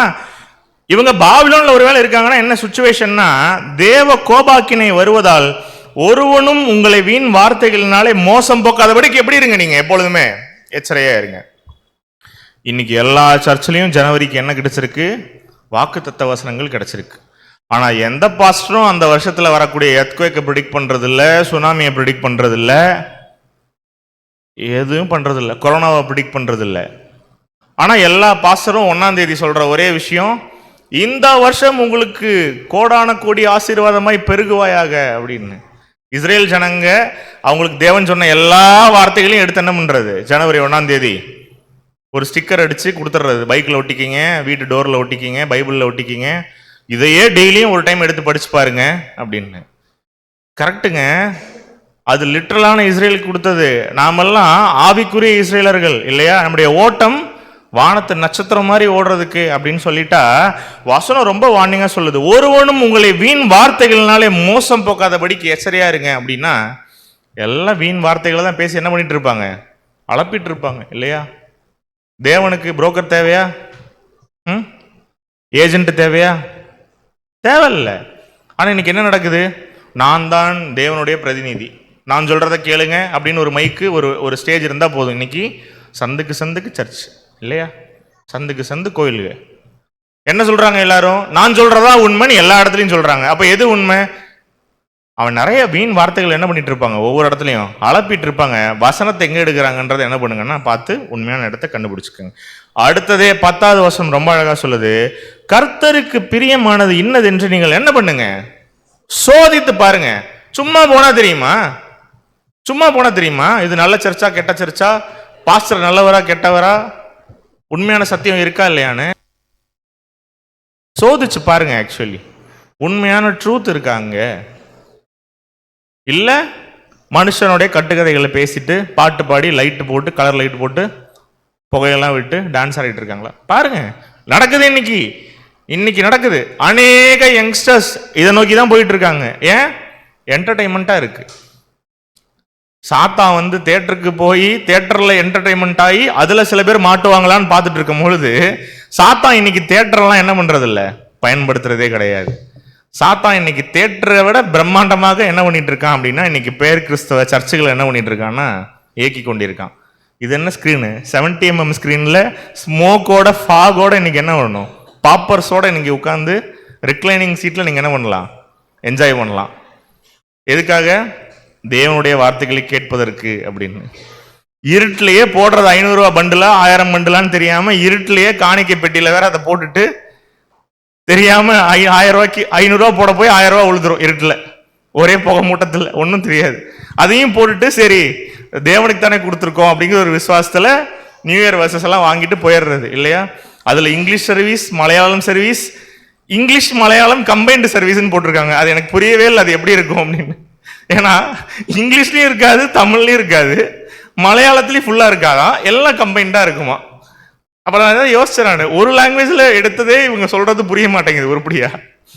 அது எதுவுமே பைபிள்ல இருக்க மாட்டேங்குது. 3 லாங்குவேஜ் கலந்து ஒரு சர்வீஸ் எடுத்தாங்கன்னா எப்படி இருக்கும் யோசிச்சு பாருங்க. ஆனா இங்கதான் கூட்டம் போகும், இங்கெல்லாம் வராது. இங்க 20 சேர் 30 சேர்னா அதுல 10 சேர் காலியா தான் இருக்கும். அதுதான் உண்மையான ட்ரூத் இல்லையா. ஆகையால் நீங்கள் மதியற்றவர்களாய் இராமல் கர்த்தருடைய சித்தம் என்னதென்று என்ன பண்ணுங்க, உணர்ந்து கொள்ளுங்க. லிட்டரலா திட்டிட்டு இருக்கார். பைத்தியக்கார மாதிரி என்ன பண்ணாதீங்க, எப்போதுமே இப்படி கண்ணை கட்டி விட்ட மாதிரி என்ன பண்ணாதீங்க, சுத்தாதீங்க. நீங்க கர்த்தருடைய சித்தம் என்னதென்று உணர்த்துங்கள். நாம் ஒரு ட்ரூத் கேட்குறோம், நம்ம காதில் சில விஷயங்கள் தேவன் கேட்கறதுக்கு அனுமதிக்கிறாருன்னா காரணம் இல்லாமலாம் கிடையாது. எல்லாத்துக்கும் பாடம் இருக்கு. எனக்கு பாடம், உங்களுக்கு பாடம், ஆன்லைனில் கேட்குற எல்லாருக்கும் பாடம். சில ரீசன்ஸ் இருக்கு. வயசா ஞானமா இந்த இருக்கிற ஒரு வாழ்க்கையை எப்படி வாழணும் அப்படிங்கிறத நீங்கள் யோசிச்சு பாருங்க அப்படிங்கிறத ரொம்ப அழகாக பிரதர் இங்கே வந்து என்ன பண்ணுறாரு அப்படின்னா எக்ஸ்பிளைன் பண்ணுறாரு. மேற்கொண்டு என்ன சொல்கிறார் அப்படின்னா, நல்ல செல்வ செருக்காய் நான் ரொம்ப சேஃபாக இருக்கேன் அப்படின்னு நிறைய பேர் நினச்சிட்டு இருப்பாங்க. யார் யார் இவர்கள்? யார் இவர்கள்? பாபிலோனில் குடியிருக்கிறவங்க. என்ன வச்சுருப்பாங்க? 10 கோடிக்கு ஒரு இன்சூரன்ஸ் வச்சுருப்பாங்க, 30-40 பங்களா வச்சுருப்பாங்க, 1000 கோடி பிஸ்னஸ் நடந்துட்டு இருக்கும் அவங்க கிட்ட. அவங்களுக்குலாம் பயம் வருமா வாழ்க்கையை பற்றி? ஏர் ஆம்புலன்ஸ்க்கு கவரேஜ் எடுத்து வச்சுருப்பாங்க. அப்படின்னா என்ன? நம்மள ரோட்டில் போகிறோம்ல ஆம்புலன்ஸ்க்கு, இன்சூரன்ஸில் ஏர் ஆம்புலன்ஸ் கவரேஜ் அப்படின்னு ஒன்று இருக்குது. டக்குன்னு ஃபோன் பண்ணால் ஹார்ட் அட்டாக்னா, ரோட்லலாம் இன்றைக்கி சென்னையில் ஆம்புலன்ஸில் போனீங்கன்னா ஹாஸ்பிட்டல் போகிறதுக்கு முன்னாடியே 3வது அட்டாக் வந்து ஏரில் என்ன பண்ணிகிட்டு இருப்போம், பாஸ் ஆகி போயிட்டு இருப்போம் இல்லையா. ஏர் ஆம்புலன்ஸ் என்ன பண்ணும், அப்படியே ஏர் லிஃப்ட் பண்ணி தூக்கிட்டு போகும். ஆனால் இங்கே எங்கே ஹெலிகாப்டர் லேண்ட் ஆகும்னு தெரியாது சென்னையில். ஆனால் அதுக்கெல்லாம் கவரேஜ் இருக்குது. அப்படிலாம் இருக்குது இன்னைக்கு. ஏன்னா 1000 கோடி இருக்கிறவருக்கு எதை பற்றியாவது கவலை இருக்குமா? எதை பற்றியும் கவலை இருக்காது. ஏன்னா வீட்டுக்குள்ளேயே ஒரு டாக்டர் இருப்பார், வீட்டுக்குள்ளேயே ஆம்புலன்ஸ் இருக்கும், பங்களா அவ்வளோ பெரிய பங்களா இருக்கும், 10 டாக்டர்ஸ் இருப்பாங்க காலமுக்கி விடுறதுக்கு. அவங்களுக்குலாம் பயம் இருக்குமா வாழ்க்கையை பற்றினா? இருக்காது. ரொம்ப ப்ரைடு தான் இருக்கும் மைண்டில். ஏன்னா அவங்களுக்குலாம் கடவுள் நம்பிக்கை இருக்கணும்னு அவசியமே இல்லை. மோஸ்ட்லி அப்படிப்பட்டவங்களுக்கு கடவுள் நம்பிக்கையும் அதிகமாக என்ன பண்ணாது, நாட்டமே இருக்காது. ஏதாவது ஃபெஸ்டிவல் டைம்ஸில் என்ன பண்ணுவாங்க, செலிபிரிட்டிஸ் மாதிரி போயிட்டு செலிபிரிட்டிஸ் மாதிரி வருவாங்க. இப்படிலாம் இருக்காங்க இல்லையா. ஆனால் தேவன் சொல்கிறாரு, ஒரு கட்டத்தில் இது எல்லாமே பிரயோஜனமற்றதுன்னு அவங்களுக்கு தோணுமா கடைசி நாட்களில். தேவன் சொல்கிறார். ஏன் அப்படின்னா, இந்த அமைப்புகள் இருக்கக்கூடிய அந்த நபர்கள் என்ன பண்ணுவாங்களாம், குகைகள் கண்மலையின் வெடிப்புகளுக்குள்ள நாங்கள் என்ன பண்ணிட்டு இருக்கோம் அப்படின்னா இருக்கோம் அப்படின்னு நம்பிட்டு இருப்பாங்க. ஆனால் இது அவர்களுக்கு அழிவில் இருந்து ப்ரொடெக்ஷன் தராதுன்னு எழுதுறாரு. அப்படின்னா என்ன புரிஞ்சுக்கலாம்னா, நீ என்ன வேணா பணக்காரனா இரு, கடைசியில் இந்த பாபிலோனுக்கு வரக்கூடிய அழிவு இருக்கு இல்லையா, அதுலேருந்து உன்னை நீ என்ன பண்ணிக்கவே முடியாது அப்படின்னா ப்ரொடெக்ட் பண்ணிக்கவே முடியாது. ஏன்னா பேட்டில் ஆஃப் அர்மகெதோன் கடைசியில எல்லாரும் பார்க்கணும் இந்த சம்பவத்தை அப்படின்னா உண்மையா சபையா மாறிட்டேன்னா ஒழுங்கா என்ன பண்ணிடலாம், எஸ்கேப் ஆயிடலாம். இல்லை இதெல்லாம் இருக்குங்க என்கிட்ட அப்படின்னா இது ரொம்ப சேஃப்னு நினச்சி நீ ப்ளே பண்ணிட்டு இருந்தேன்னா ரொம்ப சந்தோஷப்படாதப்பா. அடுத்த மாதம் உனக்கு சம்பளம் வராதுன்னா எப்படி இருக்கும்? ரொம்ப ஹாப்பியாக இருக்கியோ, ரொம்ப சந்தோஷமாக இருக்கியோ, உனக்கு அடுத்த 5 மாதத்துக்கு வேலையே இருக்காது அப்படின்னா எப்படி இருக்கும்? பக்குன்னு இருக்கும்ல சேலரிட் பீப்புளாக இருந்தால். அந்த மாதிரி தான் நீ ரொம்ப சந்தோஷப்படாத எல்லாமே உங்ககிட்ட இருக்குன்னு. கடைசியில் இந்த ஃபினான்ஷியல் இன்ஸ்டிடியூஷன்ஸு, பேங்க்கு, எல்லா கம்பெனிஸும் தேவன் என்ன பண்ண போகிறார் அப்படின்னா என்டையர் ஃபினான்ஷியல் சிஸ்டமையும் கொலாப்ஸ் பண்ண போகிறார் இல்லையா? நாம் இப்போ இருக்கோம் பிரதர், அதுக்காக இப்போ நான் போய் பேங்க் அக்கௌண்ட் க்ளோஸ் பண்ணிடுவா பிரதர் அப்படின்னு கேட்டிங்கன்னா கிரேஸு ஒருவேளை அக்கௌண்ட் இருந்து அந்த அக்கௌண்ட்டில் பணமும் இருந்து அது நிலைக்குது கொஞ்சம் நாளைக்கு கையில் அப்படின்னா இல்லையா? அதுக்காக இப்போயே க்ளோஸ் பண்ணிடலாமா? தெரியல. நம்மளால காலத்தையும் வேலையும் சூழ்நிலையும் நம்மளால அறியவே முடியாது. பிரதர் எப்போ எழுதுறாரு இதெல்லாத்தையும் அப்படின்னு பார்த்தீங்க அப்படின்னா கரெக்டாக சொல்லணும்னா 1897 எழுதிட்டு இருக்காரு பிரதர் இந்த ரைட்டிங்ஸ் எல்லாத்தையுமே. 4th volume. கொஞ்ச நேரம் ஓட்டும். 1897 இதை எழுதிட்டு இருக்காருன்னா என்ன மைண்ட்ல வச்சு எழுதிட்டு இருக்காருங்க? 1914 மைண்ட்ல வச்சு எழுதிட்டு இருக்காரு பிரதர். 18 சொல்லுங்களேன், எனக்கு தான் கரெக்டா மறந்து போகுது அப்படின்னா 1897 இல்லையா? அப்போ அவர் அதை எழுதும் பொழுது மைண்ட்ல எதை வச்சு எழுதுறாரு? 1914 வச்சு எழுதிட்டு இருக்காரு. அப்பவே 1897 இது என் டைம்ஸ் பினான்சியல் சிஸ்டம்ஸ் எல்லாம் கொலாப்ஸ் ஆக போகுது அப்படின்னா 2026 சக்சஸ்ஃபுல்லாக அடியெடுத்து வைத்த நமக்கு என்ன தோணுது அப்படின்னா இன்னும் எவ்வளவு நாள்? அதுவே கடைசி காலம், அதுவே என் டைம்ஸ்னா இன்னும் எவ்வளவு நாள் தெரியல. பிரதர் 10 வருஷத்துக்கு ஒரு எஃப்டி போட்டிருக்கேன் பிரதர் பேங்க்ல. ஒன்றும் பண்ண முடியாது. அதெல்லாம் கால்குலேட்டிவ் ரிஸ்க் நாமளா இப்போ எடுத்துக்கிறது. ஏன் 2 வருஷம் இருக்குமா தெரியாது. கோவிட், அந்த கோவிடுங்கிற வார்த்தை நமக்கு புரிஞ்சு அந்த கோவிட்ல நம்ம நிறைய பேர் இழக்கிறதுக்கு உண்டான அந்த டைம் பீரியட் ஜஸ்ட் 3 years இல்லையா? இன்னும் ஷார்ட்டா சொல்லணும்னா 2 years. ஒரு சில ஊர்கள்ல 6 மாசம் இல்லையா? அப்ப என்டையர் பூமியை கொலாப்ஸ் பண்றதுக்கு தேவனுக்கு 10 வருஷம் தேவையா? தேவையில்லை. எஃப்டி மெச்சூர் ஆகட்டும். அருமையான சகோதரன் அவரு 10 வருஷம் போட்டிருக்காரு எஃப்டி, முடிஞ்சோடனே மகாபுத்திரத்தை அனுப்பிச்சிக்கலாம் அப்படின்னு தேவன் அப்படியே ஹோல்ட் பண்ணிட்டு இருப்பாளா 4 காற்றுகளையும்? இல்லை இல்லையா? ஒருவேளை பார்ப்பாரு இதுதான் சரியான டைம், இப்பதான் எஃப்டி போட்டிருக்கான்னு உடனே கூட என்ன பண்ணலாம், 4 காற்றுகளையும் விடலாம் இல்லையா? அதான் சொல்றாங்க. வசனம் என்ன சொல்லுதுன்னா பூமியின் ராஜாக்களோட இவங்க எல்லாருமே எப்படி இருக்காங்க அப்படின்னா ரொம்ப செல்வ செருக்கா இருக்கிறாங்க, ரொம்ப சேஃபா இருக்கும் அப்படின்னு. ஏன்னா இன்னைக்கு இந்தியாவில் இருக்கிறவங்க நம்ம வந்து பயந்துட்டு இருக்கலாம், நம்மளாம் ஒரு மைனாரிட்டி குரூப் ஆச்சே, நமக்கு ப்ரொடெக்ஷன் இருக்குமா இருக்காதா இந்த நாட்டில்னு. யூஎஸ்ல இருக்கவங்க எப்படி நினைச்சிட்டு இருப்பாங்க? நான் பாரு எப்படி இருக்கேன், நான் செம சேஃபான கண்ட்ரியில் இருக்கேன், உலக வல்லரசு நான், எனக்கு என்ன ஆக போகுது அப்படிங்கிற மென்டாலிட்டி தானே யூஎஸ்ல இருக்கவங்க இருப்பாங்க. கரெக்டா? நமக்கு இருக்கக்கூடிய கொஞ்சம் நஞ்ச பயம் கூட அவங்களுக்கு இருக்கிறது இல்லை இன்னைக்கு. ஏன்னா மிலிட்டரி சைடு அவங்களாம் ரொம்ப ஸ்ட்ராங்கு இல்லையா?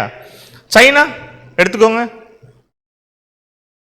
கம்யூனிசம் பேசுற கண்ட்ரி, மிலிட்டரியில் ரொம்ப ஸ்ட்ராங். ஆனா அன்பிலீவபிள்.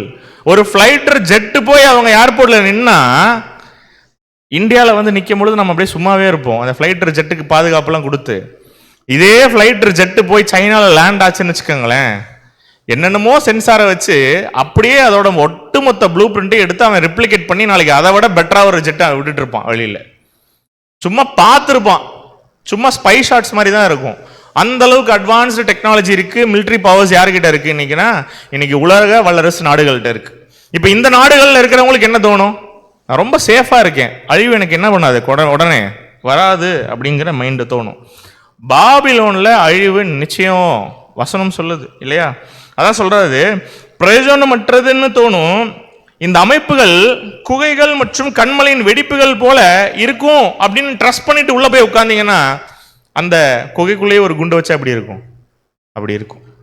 பயந்து ஓடுறோம், இங்க ஏதோ பிரச்சனை, சீக்கிரம் எல்லாம் கால் பண்றாங்க, இங்க இருக்காதீங்க, அமைஞ்சுக்கிற இல்லை, எல்லா இடத்துலையும் ரொம்ப ரயட்ஸா இருக்கு, ரொம்ப புரட்சியா இருக்கு, பிரச்சனையா இருக்கு, நீங்க சேஃபா வேற ஊருக்கு வந்துருங்க அப்படின்னு சொல்றாங்க. கொஞ்சம் அவுட்ரு வந்துருங்க, செங்கல்பட்டு சைடு வந்துருங்க அப்படின்னு. செங்கல்பட்டுக்கு போகணுமே அங்கே குண்டு வெடிச்சா அப்படி இருக்கும். அந்த மாதிரி எக்ஸாம்பிளுக்கு சொல்லணும்னா எதுவுமே சேஃப் இல்லை அப்படின்னா அப்படி இருக்கும் என் டைம்ஸில். ப்ரிடிக்டே பண்ண முடியாது. நம்ம சேஃப்னு நினைப்போம் ஒரு இடம், அந்த இடத்துல நிறைய பிரச்சனைகள் ஏற்படும் இல்லையா? வசனம் இருக்கா, வேர்ஸ் இருக்கா, இதெல்லாம் ப்ரொடெக்ஷன் தராது அப்படின்னா டைரக்டா இருக்கு. வாசிக்கலாம். ரெவலேஷன் 6ஆம் அதிகாரம் 15 முதல் 17 வசனங்கள் வாசிக்கலாம். ராஜாக்களும் பெரியோர்களும் ஐஸ்வர்யவான்களும் சேனை தலைவர்களும் பலவான்களும், நல்ல கவனிங்க, முக்கியமான வசனங்கள். அடிமைகள் யாவரும் சுயாதீனர் யாவரும் பர்வதங்களின் குகைகளிலும் கண்மலைகளிலும் ஒளிந்து கொண்டு. யார் ஒளிஞ்சுக்கிறாவா இந்த இடத்துல? பூமியின் ராஜாக்கள், பெரியோர்கள், ஐஸ்வர்யவான்கள், சேனை தலைவர்கள், பலவான்கள், அடிமைகள் யாவரும் சுயாதீனர் யாவரும் பர்வதங்களின் குகைகளிலும் கண்மலைகளிலும் என்ன பண்றாங்களா? ஒளிந்துக்கிறாங்க. ஏன்? இதெல்லாம் ரொம்ப சேஃப் அப்படின்னு நினைச்சு என்ன பண்ணிக்கிறாங்கன்னா ஒளிஞ்சுக்கிறாங்க. அடுத்தது வாசிங்க. பர்வதங்களையும் கண்மலைகளையும் நோக்கி, நீங்கள் எங்கள் மேல் விழுந்து சிங்காசனத்தின் மேல் வீற்றிருக்கிறவருடைய முகத்திற்கும் ஆட்டுக்குட்டியானவருடைய கோபத்திற்கும் எங்களை மறைத்துக் கொள்ளுங்கள்.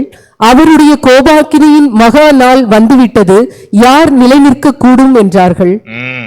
பிரதர், நான் அந்த சர்ச் போறேன், இந்த சர்ச் போறேன், அந்த கம்பெனியில் ஒர்க் பண்றேன், இந்த கம்பெனியில் ஒர்க் பண்றேன், இது பெர்மனன்ட் ஜாபு, இது டெம்பரரி ஜாபு, இது ஹைபிரிட் மோடு, இது ஆன்லைனு, என்ன வேணா மைண்ட்ல வச்சுக்கலாம். பிரதர், நான் எப்பேற்பட்ட வம்சாவளி தெரியுங்களா? ஜமீன் பரம்பரை, எங்களுக்கு இல்லாத சொத்தே இல்லை அப்படின்னு நினைச்சிக்கலாம். நீங்க நினைச்சுக்கலாம். அம்பானியோடய அலையன்ஸ் போட்டு சம்பந்தியா கூட ஆயிக்கலாம், என்ன வேணா காசு இருந்துக்கலாம் இங்கே. ஆனா என்ன நிலைக்காது கடைசியிலனா, ரொம்ப சேஃபா ஒரு இடத்துல இருக்கும், எனக்கு எல்லாமே ப்ரொடெக்ஷன் இருக்கு என்ன சுத்தின்னு நினைச்சிட்டு இருந்தீங்கன்னா கடைசியில் அது எதுவுமே இருக்காதுன்னு தான் எழுதுறார் இல்லையா? பர்வதங்களையும் கண்மலைகளையும் நோக்கி, நீங்கள் எங்கள் மேல் விழுந்து சிங்காசனத்தின் மேல் வீற்றிருக்கிறவருடைய முகத்திற்கும் ஆட்டுக்குட்டியானவருடைய கோபத்திற்கும் எங்களை மறைத்துக் கொள்ளுங்கள். அவருடைய கோபாக்கினியின் மகா நாள் வந்து விட்டது, யார் நிலை நிற்க கூடும் இல்லையா? அந்த முடிவு நாள்ல யார் நிலைநிற்க முடியும்? யாராலையுமே தாங்க முடியாது. தேவனோட போராட ஜெயிக்க முடியுங்களா? தேவன் ஒரு பிளான் வச்சிருக்கார். பிளான் என்னங்கிறத சொல்லிட்டார். இங்கேயே எப்படியே சுத்திக்கிட்டு இருந்த சபையாகாம அப்படின்னா எல்லாத்தையும் அழிக்கும் போது உன்னையும் சேர்த்து அழிச்சிருவேன் அப்படின்னு தேவன் சொல்லிட்டார். நடக்குமா? நடக்காத? நடக்கும். அப்புறம் ஏன் நாம என்ன இங்கேயே சுத்திட்டு இருக்கோம் அப்படின்னா, ஒரு பயம் இல்லை, ஒரு ஃபெய்த் இல்லை, ட்ரூத்ல கேஷுவலான ஒரு லைஃப் வாழ்ந்துட்டு சபையாயிடலாம். எப்போ கேட்டாலும் அந்த ஓட்டத்துக்கு தான் பிரதர் நான் ஓடிட்டு இருக்கேன் அப்படின்னு நம்ம சொல்லுவோம் இல்லையா? அந்த ஓட்டத்தை தான் ஓடிட்டு இருக்கோம்னா வாழ்க்கை எப்படி இருக்கணும் அப்படின்னா, அதுக்கு ரிலேட்டடான ஒரு அர்த்தமுள்ள ஒரு வாழ்க்கையா இருக்கணும். அன்புக்குரிய சகோதர சகோதரிகளே, ஏசாயா 13:12 யாராவது டக்குன்னு எடுத்து வாசிங்க. இன்னொருத்தர் ஏசாயா சங்கீதம் 46 எடுத்துக்கோங்க. ஏசாயா 13:12 வாசிக்கலாம். 3-4 சகோதரிகள் உதவி பண்றீங்க, ரொம்ப சந்தோஷமா இருக்கு. வாசிக்க. புருஷனை பசும் பொன்னிலும் மனுஷனை ஒப்பீரின் தங்கத்திலும் அபூர்வமாக்குவேன். இந்த வசனத்தை தான் பிரதர் ரெஃபர் பண்றாரு. கடைசியில இப்படிதான் இருக்குமா? எப்படி இருக்குமா? ஏன் வெள்ளி பொண்ணு அப்படின்னா வசனம் இருக்குல்ல, கடைசி நாட்களில் பொன்னையும் வெள்ளையும் வீதியில் என்ன பண்ண போறாங்க? வீச போறாங்க. ஏன் வீச போறாங்க? என்னங்க பிரதர், இன்னைக்கு தான் ஆசையா ஒரு செயின் போட்டு வந்தேன் எக்லிஷியாவுக்கு, கடைசி நாட்களில் தங்கமும் வெள்ளியும் பொண்ணும் தூக்கி ரோட்ல வீசுவாங்கன்னு சொல்றீங்களே அப்படின்னா நடக்கும் என் டைம்ஸ்ல. ஏன் நடக்கும்? எதனால நடக்குது இதெல்லாமே? ஏன்னா கடைசி நாட்கள்ல இன்னைக்கு வேல்யூபிளா தோணுதுல. என்ன சொல்றாங்க? தங்கம் என்ன ரேட்டு தெரியுங்களா பிரதர்? எவ்வளோ வேகமா ஏறிட்டு இருக்கு தெரியுங்களா? எக்லிஷியா ஃபண்ட்ல ஒரு 5 கிராம் வாங்கி போடுங்க, நமக்கே அவ்வளோ யூஸ்ஃபுல்லா இருக்கும் அப்படின்னு சில பிரதர் சஜஷன் சொல்லுவாங்க. தங்கம் வெள்ளி பிரதர், தங்கம் எல்லாம் அவுடேட்டட் இருக்கு பிரதர். 2 கட்டி வாங்கி வச்சேன், இன்னைக்கு பாருங்க என்ன ரேட்டு போகுது தெரியுங்களா அப்படின்னா ஏன் சொல்றோம்? மோஸ்ட் வேல்யூபிள் இன்னைக்கு மார்க்கெட்ல டிமாண்டிங் பைபிள தான் சொல்லுது. அதனாலதான் இன்னைக்கு குளோபல் மார்க்கெட் எதுல ட்ரேட் ஆயிட்டு இருக்கு அப்படின்னா கோல்டுலையும் சில்வர்லையும் ட்ரேட் ஆயிட்டு இருக்கு இல்லையா? ஆனா இதெல்லாம் இந்த ஒப்பீரின் தங்கத்துக்குலாம் ஒரு மதிப்பே இல்லை கடைசி நாட்கள்ல. ஏன்? இந்த தங்கத்தை வச்சு உயிரோட இருக்க முடியுங்களா? கோவிட் வந்தது, என்ன நடந்தது? தங்கம் வெள்ளி காப்பாத்துச்சா? பெட்டே கிடைக்கல. பெட்டு கிடைச்சது, ஆக்சிஜன் சிலிண்டர் கிடைக்கல.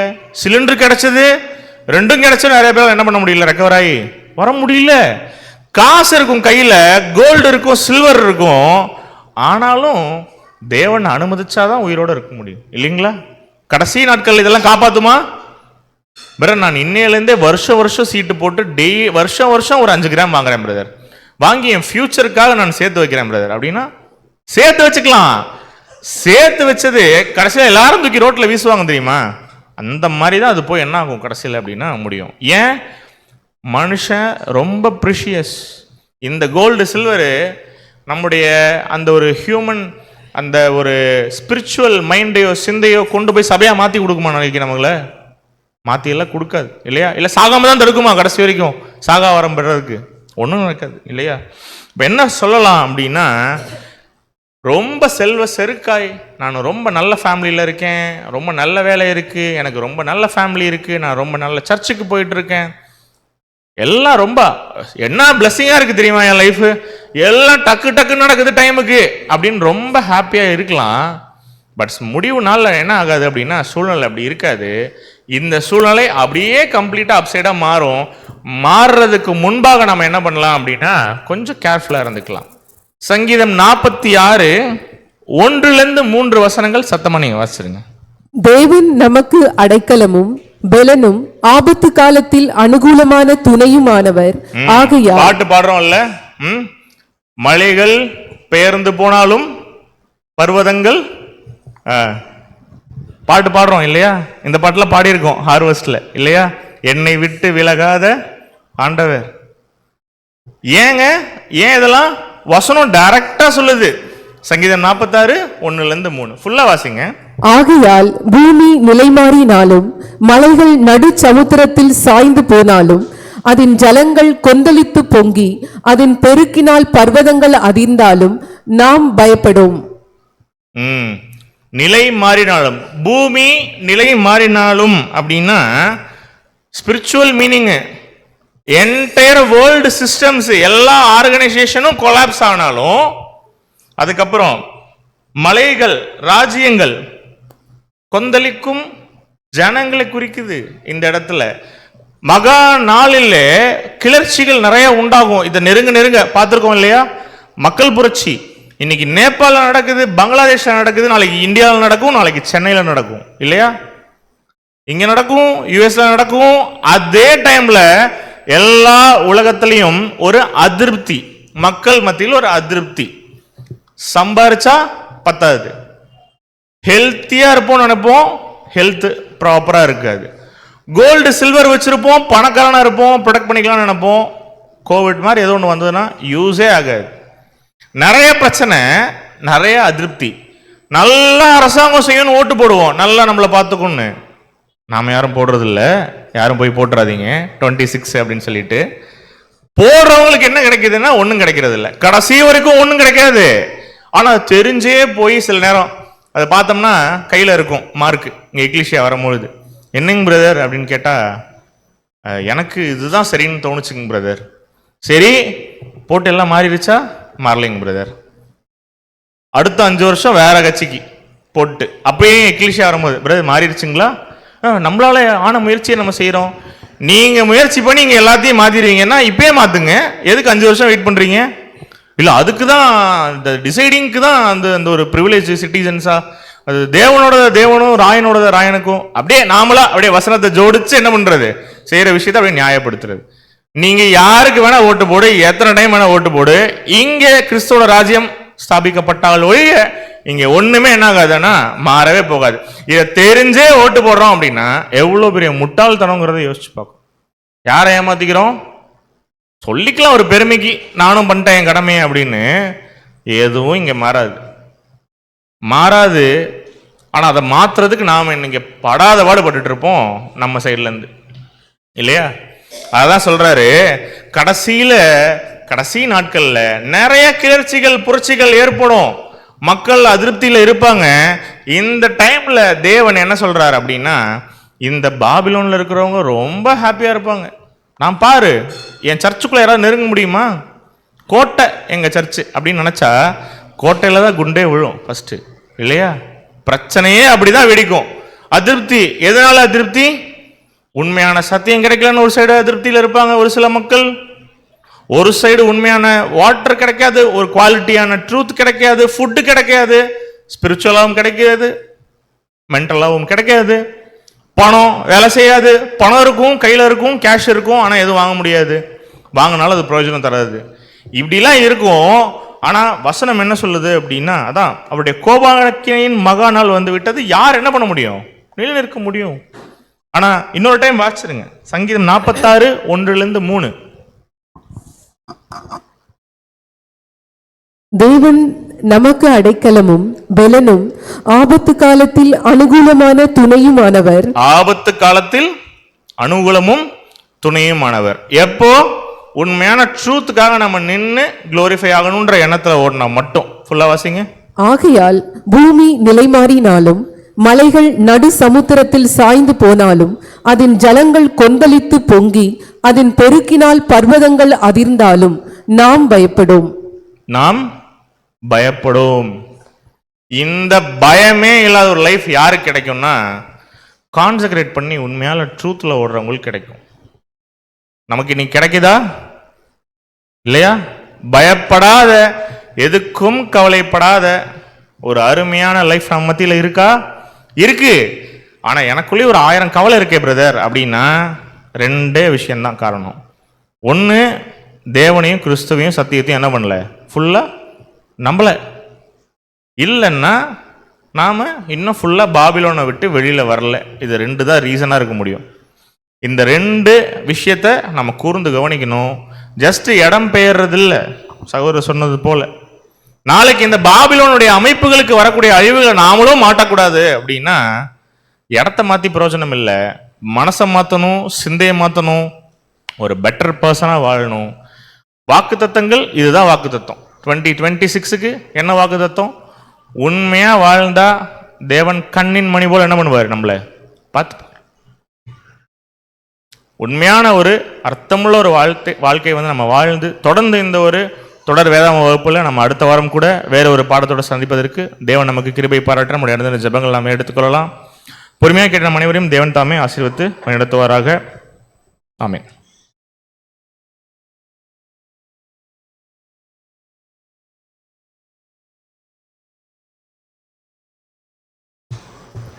சத்தியத்தை வெளிப்படுத்தின பிதாவாகிய தேவனுக்கு கர்த்தராகிய இயேசு கிறிஸ்துவின் மூலம் நன்றிகளை எடுத்துக்கொள்வோம். தூதை நம்மை நாம் பகிர்ந்து கொண்ட சகோதரருக்கும் சபையின் சார்பாக அன்பின் வாழ்த்துக்களை தெரிவித்துக் கொள்கிறோம். இந்த நாளுக்கு உண்டான இறைவன் கீதங்களை வாசிக்கும்படி சகோதரர் ராஜா அவர்களை அன்புடன் கேட்டுக்கொள்கிறோம்.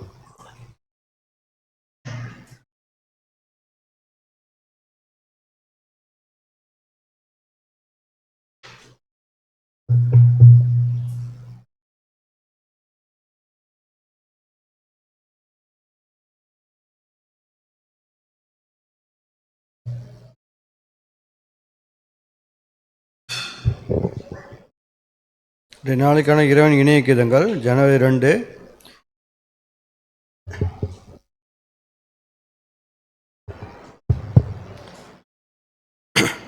முற்காலத்தில் நீங்கள் அந்தகாரமாய் இருந்தீர்கள், இப்பொழுதோ கர்த்தருக்குள் வெளிச்சமாய் இருக்கிறீர்கள். வெளிச்சத்தின் பிள்ளைகளாய் நடந்து கொள்ளுங்கள். எபேசியர் 5:8. கர்த்தராகிய இயேசு கிறிஸ்து சொல்லுகிறார், உங்கள் நற்கிரிகைகளாகிய வெளிச்சம் பிரகாசிக்கின்ற போது அதை பார்க்கிற மற்றவர்கள் பரலோகத்திற்கிற உங்கள் பிதாவை மகிமைப்படுத்துகிறதாய் இருக்க வேண்டும். அநேகர் நம்முடைய நற்கிரிகளை பாராட்ட மாட்டார்கள் என்று முன்பாக எச்சரித்திருக்கிறார். என் நிமித்தம் உங்கள் மீது தீமையான காரியங்களை பொய்யாய் சொல்வார்கள். இருளின் பிள்ளைகள் வெளிச்சத்தின் பிள்ளைகளை பகைப்பார்கள். இம்மாதிரியான வேலைகளில் நாம் கவலைப்படாமல் சந்தோஷப்பட்டு களி கூறுங்கள் என்று புத்தி சொல்கிறார். பரலோகத்தில் உங்கள் பலன் மிகுதியாய் இருக்கும். ஒளியின் பிள்ளைகள் மற்றவர்கள் தங்கள் மீது குற்றம் சுமத்தும் பொழுது இப்படிப்பட்ட மகிழ்ச்சியாய் இருப்பார்கள். அவர்கள் சத்திய வெளிச்சத்தில் பிரகாசிக்கும்போது நீதியாய் நடக்கிறவர்களுக்கும் பெருந்தன்மையான இருதயமுள்ளவர்களுக்கும் தீமை மற்றும் தவறுகள் எடுத்து காண்பிக்கப்படும். ஆமீன்.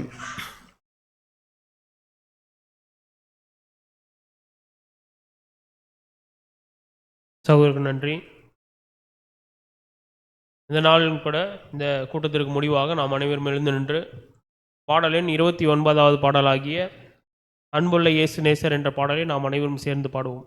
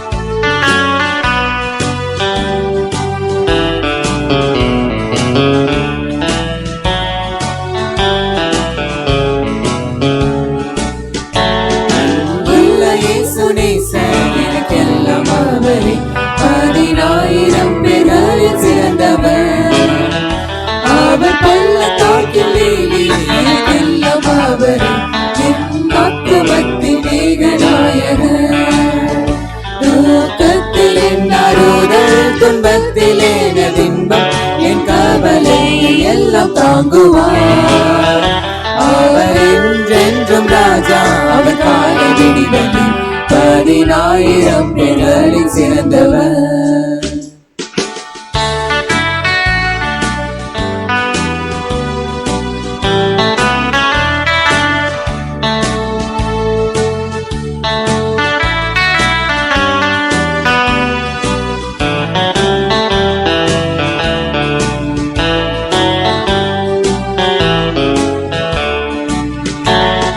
சஞ்சலங்கள் நீங்க என் பாவம் வாழ்ந்தாய் சுமந்து அவர் ஜீவனை விட்டார்.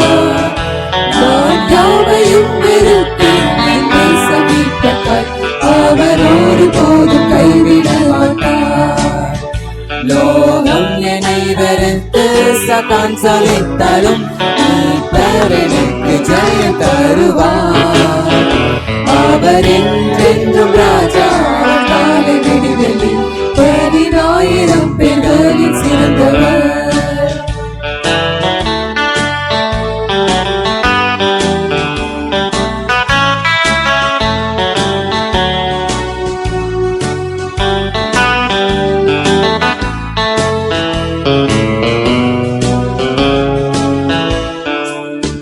கர்த்தாவின் சித்தத்துக்கு கீழ்ப்படிவேனானால் எல்லா துன்பத்தையும் ஜெயிப்பேன்.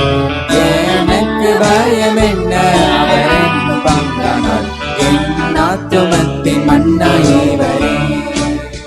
ஜீவநதிகள் பாயும் ராஜ்யத்தை சேர்க்கையும் அவர் திருமுகத்தை நான் காண்பேன். அவர் என்றென்றும் ராஜா, அவர் காலை விடிவெள்ளி 10,000 பேர்களில் சிறந்தவர்.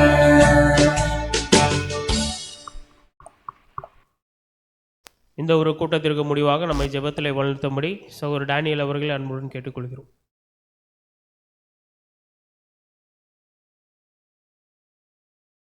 நாம் ஜெபம் செய்வோம். தாம் ஒருவராய் சாமை உள்ளவரும் ஒருவரும் சேரக்கூடாத ஒளியில் வாசம் செய்கிறவரும் மனுஷரில் ஒருவரும் கண்டிராதரும் ஒருவரும் காணக்கூடாதரும் ஆகிய எங்கள் யாவின் நாம் ஒன்றான மெய்தேவனே, இப்பொழுதும் உங்கள் ஒரே பேரன குமாரும் எங்கள் அருமை ரட்சகரும் கண்வெளியுமாக இயேசு கிறிஸ்துவின் மூலம் உங்கள் சமத்துவரும் தேவனே, இது எங்கள் ஆயுசு நாட்களில் இனிமலை கூட்டி கொடுத்து பாதுகாத்ததற்காக நன்றி தேவனே. இது இன்றைய நாளும் எங்களை ஒரு சிலராக கூட்டி உமது மாபெரும் சத்தியத்தை வெளிப்படுத்தியதற்காக நன்றி தேவனே. இந்த கூடுகைக்கும் வரத்தவரை சகோதரர்களும் கூடிய சீக்கிரம் வந்து சேர நீத்தாமை ஆசீர்வதித்து நடத்தும் தேவனே. இந்த வகையில் நாங்கள் கேட்டதும் கேட்கும் அந்த யாவற்றும் எங்கள் அருமை ரட்சகரும் கண்மலையும் ஜீவாதிபதியும் குருவும் யோதராஜசிங்கமும் ஆகிய இயேசு கிறிஸ்துவின் மூலம் கேட்கிறோம் எங்கள் ஜீவனில் நல்ல பிதாவே. ஆமீன்.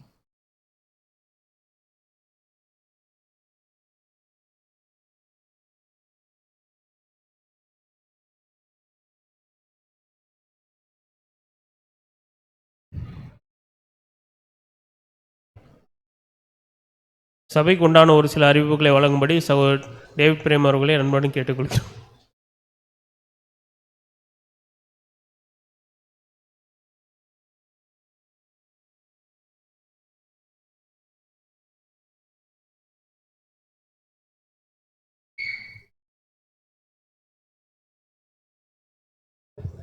அன்பான சகோதர சகோதரிகளே,